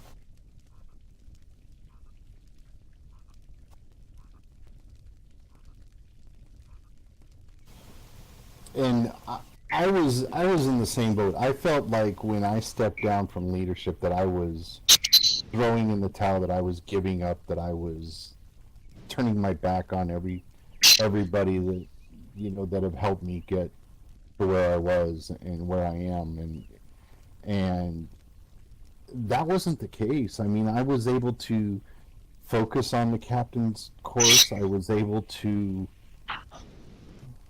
create this campaign and do some pretty amazing things in the course on the course side of it. That is definitely, I mean, something I hope that will help leadership in the future. But again, it's instead of it being captaincy being a this kind of battlefield of compromise that was depicted, it's more an opportunity to just basically make us better and Work together. yeah. I mean, working together is it's the like Dean Starhawk said, the only thing we can control is ourselves, and everything else is going to take collaboration. So, I mean, that's why when it was asked, what am I going to do this term? Oh, I'm not going to do. I'm going to do by not doing. Again, first responsibility is to the apprentices. First duty is to listen. So, just with that, and I mean, yes, there is kind of a couple campaigns that I've got going, but mainly it's just about it's more about what is it that I can do, what is it that we can do as apprentice leaders that takes that person out of the realm of belonging and esteem and then transitions them into the self-actualization. Because those of us that have experienced it, especially in leadership, it's a drug. It is addictive, and you want a lot of it. But again, it's cyclic. And one of the biggest things that we as leaders, one of our biggest privileges is to develop others. And so the whole focus of this next term is to develop others, to increase that participation, increase the motivation to want to be a part of this community. Very much so. Hey, Mercado, can I share? I'm not a leadership, but can I share a training I just went through? Yeah, please do, please. So I'm very much interested in the space industry, and there's a group, it's called spacecon.org, and there's a book called The New Right Stuff, and I don't know if y'all have seen the Right Stuff movie. But Loretta Whiteside, she's worked with JPL and some others, so she wrote this book. I'm trying to paste it in here for you, but I can do it in a form.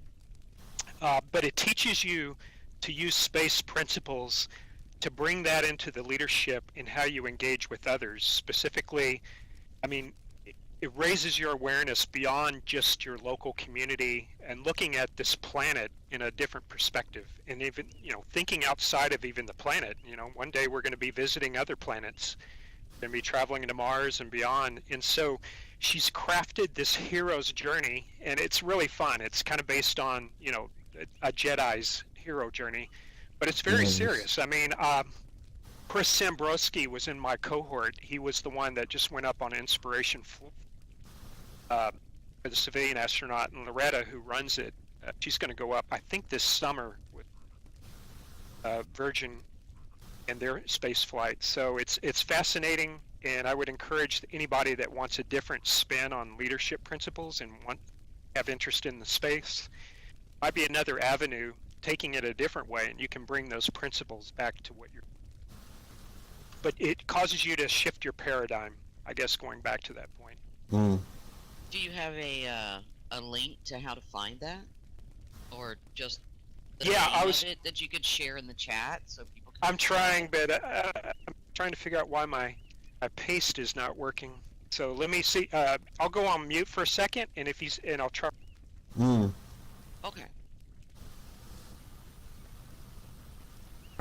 Sorry, my mouse is messing up, but let me type it in. Sure. Space. Steph loves to do that.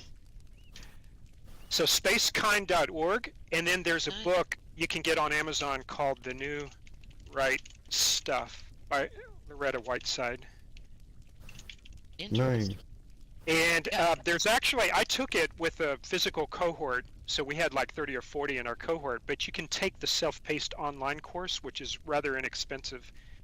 But even that, just pick up the book. I mean, you can pick it up for $3 on Kindle. It has pretty much everything she went over. But we went into breakout groups, and we challenged each other to face our death. So one of the exercises, you go into the cave and die to yourself and, write your own obituary, but you don't write it like you would see in a newspaper. You write it from the perspective of all those things, like here was Cosmo, he did the thing here that he wanted to do, or blah, blah, blah. And then you go in these little breakout groups and you share that with each other. And there's a lot of these full sessions like that that really reinforce how you be transparent with others, how you get honest with yourself.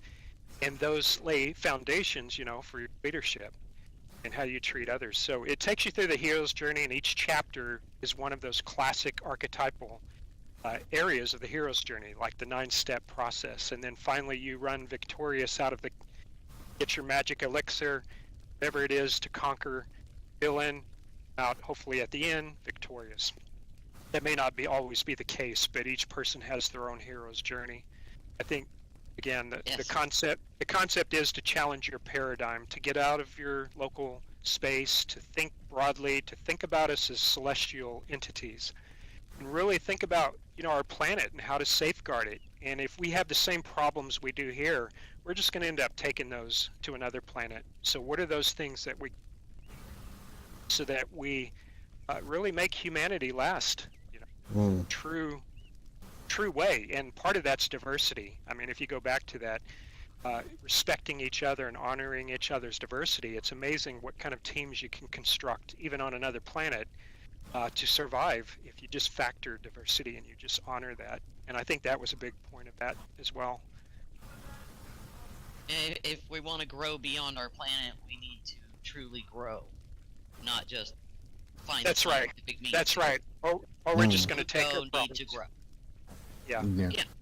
You can run as far as you want. When you get there, your problems are still there with you. They're not going to magically go away, which is very true. Yep. So we're at the point where I say my farewell comments. Yeah. Sorry, I had to step away for a bit. Everything's awesome. I'm back. I've been trying to think what to say. It's like my brilliant idea for us to have some closing comments. as a part of the transition theme, because those in leadership are transition.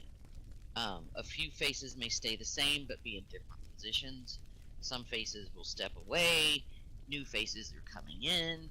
And so it's a transition time. And the transition from being apprentice leadership to returning to being an apprentice it has a lot of impact. I have actually done that during my prefect time. I took some time down, and then I came back into leadership, and came back in as vice captain. And you feel a little cut off. You get very used to talking to each other. Apprentice leadership meets weekly, either here on vGSW, on Discord, either just texting or texting and chatting. And we're here at the Wednesday meet and greets. And as an apprentice, we can still be here for every meet and greet on the Wednesdays. There is a connection that develops between apprentice leadership, because we are a small example of the school as a whole, as our countries as a whole, as the world as a whole.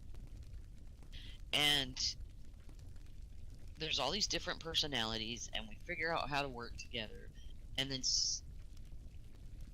and we support each other, and we're there to talk to each other, not just about grade school, about what's going on in real life, and we care. And it's like stepping away from good friends. It's like, but I miss you guys. So there's things that are going to be happening next time.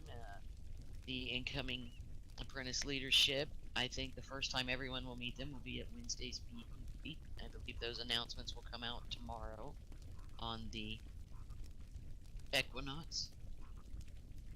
Yes, Equinox. Solstices, equinoxes, my brain gets confused sometimes. I have loved every minute. Oh, thank you, Cosmo. I want everyone to feel at home. One of the things I'm notorious for saying to people when they come in is, welcome home, because you're with people who accept you exactly as you are. We don't expect you to be anyone other than yourself. And that is what home should be. And it's a place where you don't have to keep up walls, you don't have to wear masks, and you can talk about any subject that catches your mind, and you're very likely to find someone else who goes, ooh, awesome, I've thought about that too. And this is the home we create for ourselves, where everyone knows your name. Exactly. We are our chosen family. We have chosen each other, the path of knowledge. It's incredibly rewarding to be in apprentice leadership. It's fulfilling the relationships we develop with each other and with the roles. And it's awesome to see our fellow apprentices flourish and thrive. And yeah, one of my favorites is sitting just over to the left of my avatar. Apprentice Skywalker is awesome and amazing. Gonna point you out there, dear, because you're awesome and amazing. Skywalker is a true child of Grey School, and having come in as a Psyche Lodge. You're one of our Psyches who has grown and then stepped into your adult role in Grey School, and then came into leadership and is now considering leadership again, and does our ocarina concert every moot. It's been, for me, you are the example of one of the reasons we're all here. Just an update on that, Blue. Yes. Dean of Students has enacted special dispensation that because he would have gone in uncontested, he will be the prefect for Winds Lodge. Excellent. Congratulations, guys. And he's the only one that actually has a position now. The rest of us gotta wait. Everybody else has to wait till tomorrow. Huzzah! Who knew getting lost in spam would be worth it? Right? Wow. The great, the flow of information did you a good. Right. So now it's all on you, Skywalker. You're the only one guaranteed to be there next time. So Right. no pressure. Make it so, number one. Ah, You know we all got your back. thank you. And that goes for you, Blue, and also for you, Malcor and Mason. The third week of every month in this next term, if I'm elected captain, is going to be an open leadership meeting. I invite everybody. I mean, I invite the entire school, all 300 and some odd members, to be there, because even though you guys aren't actively participating in a leadership role, don't think that your input is not valuable, because God, I've worked with both of you and I value all your input. So, and you too, Blue. What you do here, I mean, it's written on the walls. What you do here is impactful. Oh, thank you. Oh, you're not getting rid of me that easy. Right? I you're joke going about it, but you know, even as you come in as new leadership, you're not truly on your own, because every previous leader is there for you to reach out to. That is true. Even if they need to step away, spend more time on real life, more time on studies, they're there. Reach out on the forums, you know. And we see that you see it more visibly with the captaincy and people being able to reach out to other captains, but that's no different than prefect. That's no different than, you know, if I have a question about space, or I have a question about this whole right stuff thing, there is nothing that's going to stop me from going to Cosmo, because he's the expert, in my opinion. He's introduced us. He's our expert. Yeah, right. So You got promoted, Cosmo. So just because we have a specific title at the school does not mean that that is our limitation. Yeah. We're still all apprentices at heart, and learning, and friends, and we're all here because We are a community, we are a worldwide community.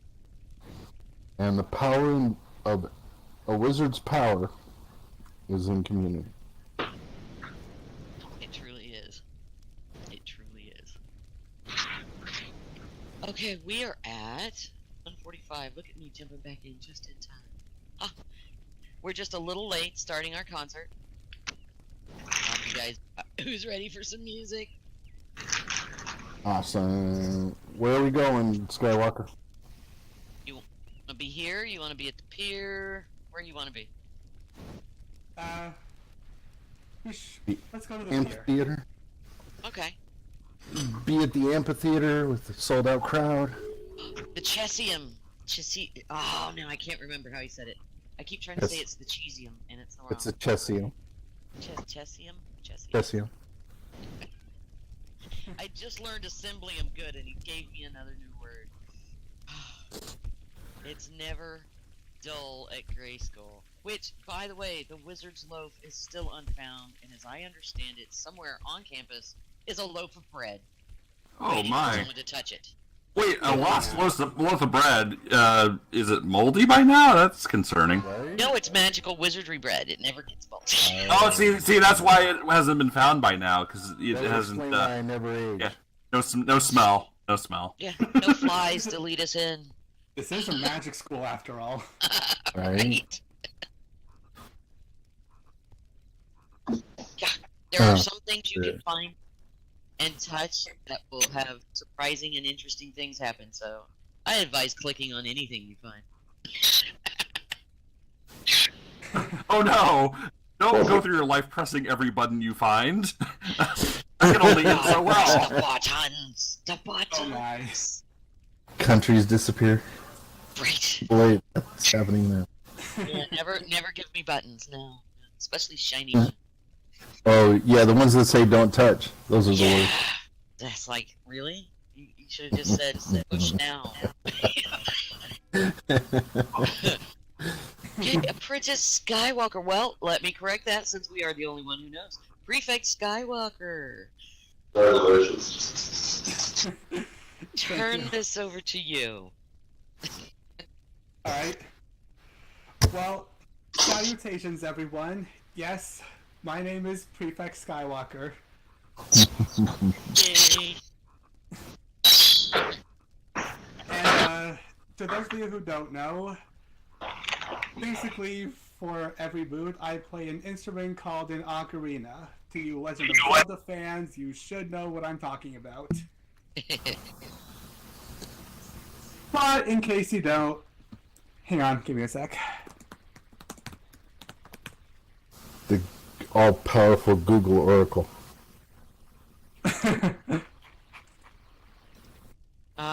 I have to admit, I do miss my 25 book set of encyclopedias sometimes, though. No. You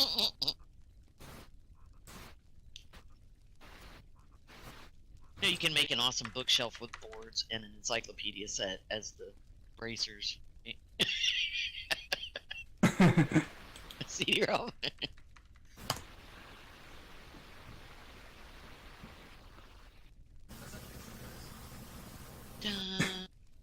Thank you, Richard.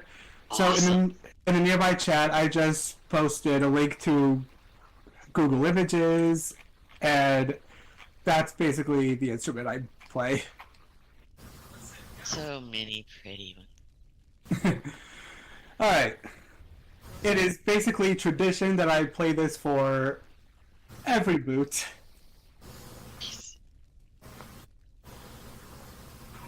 And maybe even soon, I might upload some onto YouTube. So, but who knows? Anyway.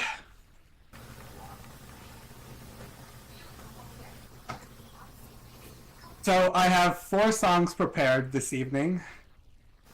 Today, tonight, this evening, this afternoon, wherever you are in the world. So I have 4 songs prepared.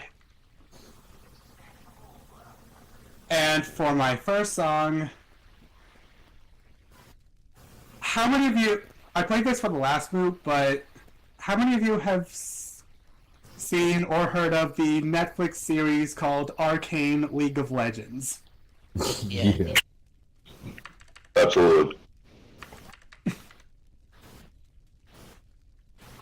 Well, here is the opening to that.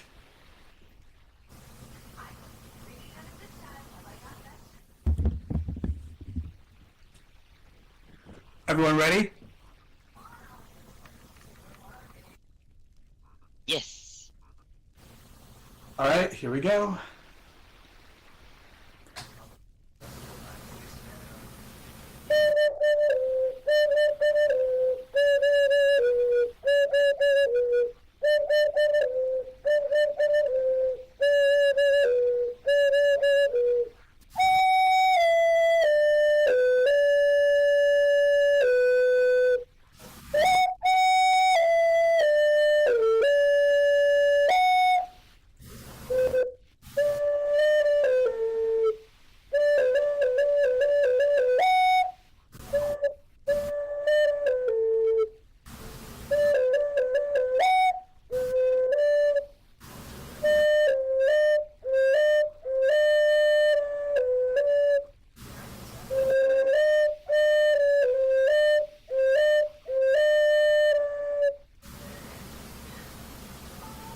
And there you have it. Beautiful. You've enchanted my animals. Have I now? Thank you. Now,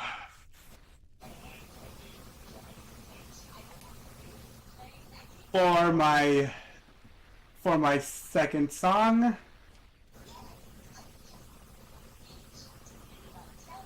how many of you have heard of a Nintendo series called Fire Emblem? Yes, I have. Sure have. Well, here's the main theme. Awesome.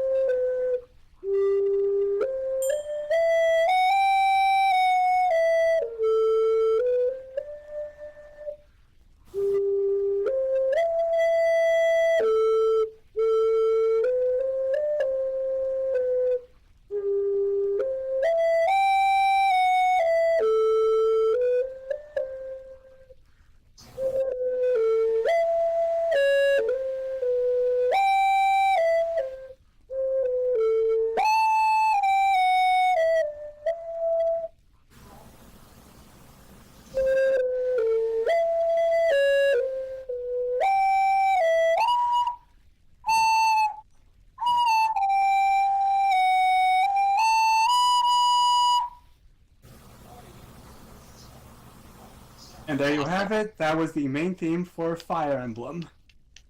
Excellent. Now, for song number 3.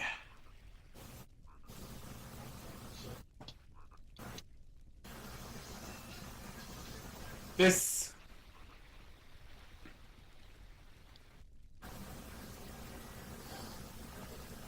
You've all heard of the Nintendo series called The Legend of Zelda, right?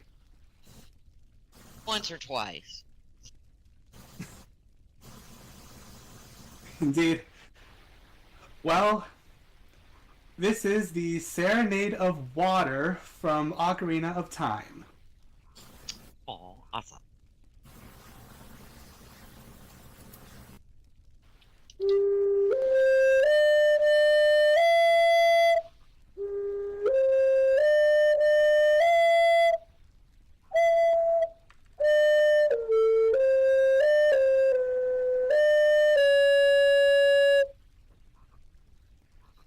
That was shorter than the other ones, but yeah, Very well done. Well done. thank you. And now for my fourth and final song. I play this for literally every boot, but this is the Earth God's lyric from The Legend of Zelda: The Wind Waker. Excellent.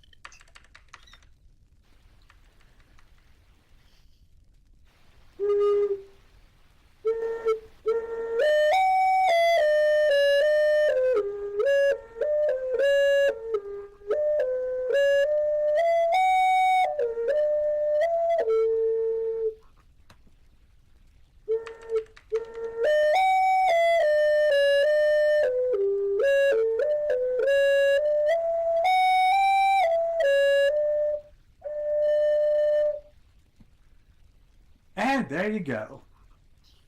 Woo!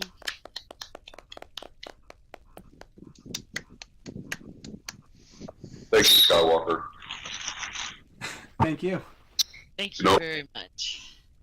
But before we go, I definitely want to tell you, Skywalker, I've seen you grow so far and seen so many wonderful things that you've done. And I hope that you continue with the Gray School.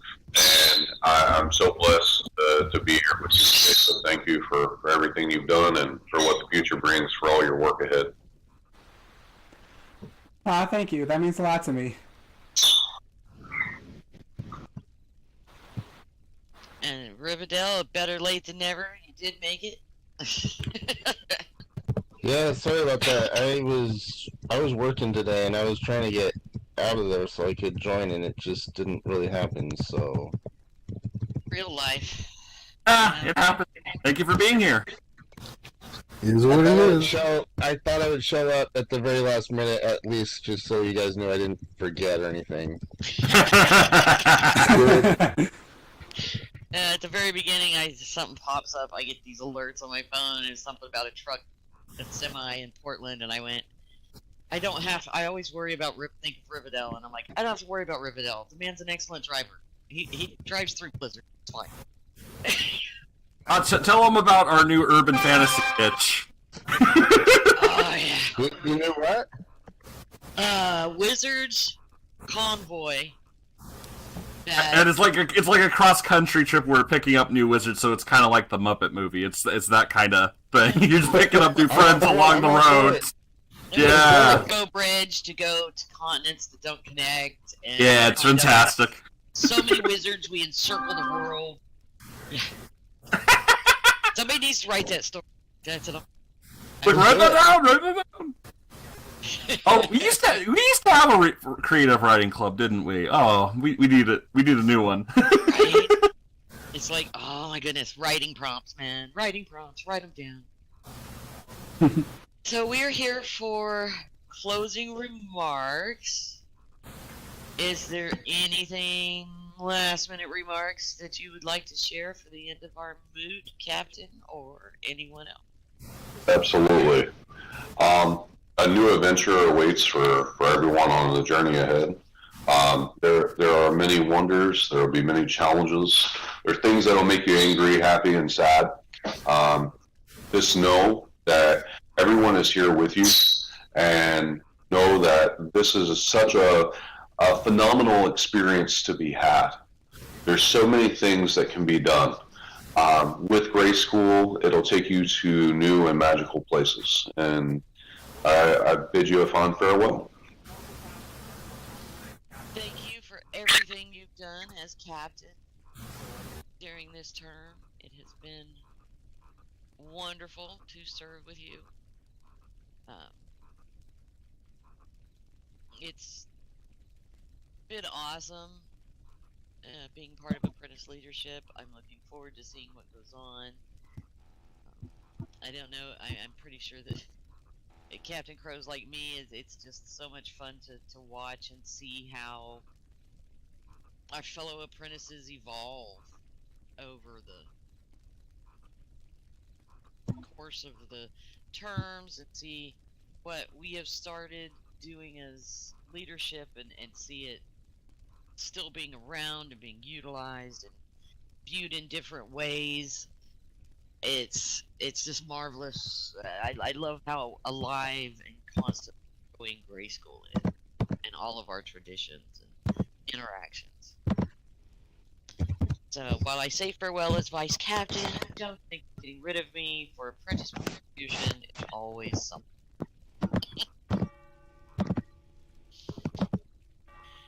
Does anyone else have anything they would like to share? We're on time, guys.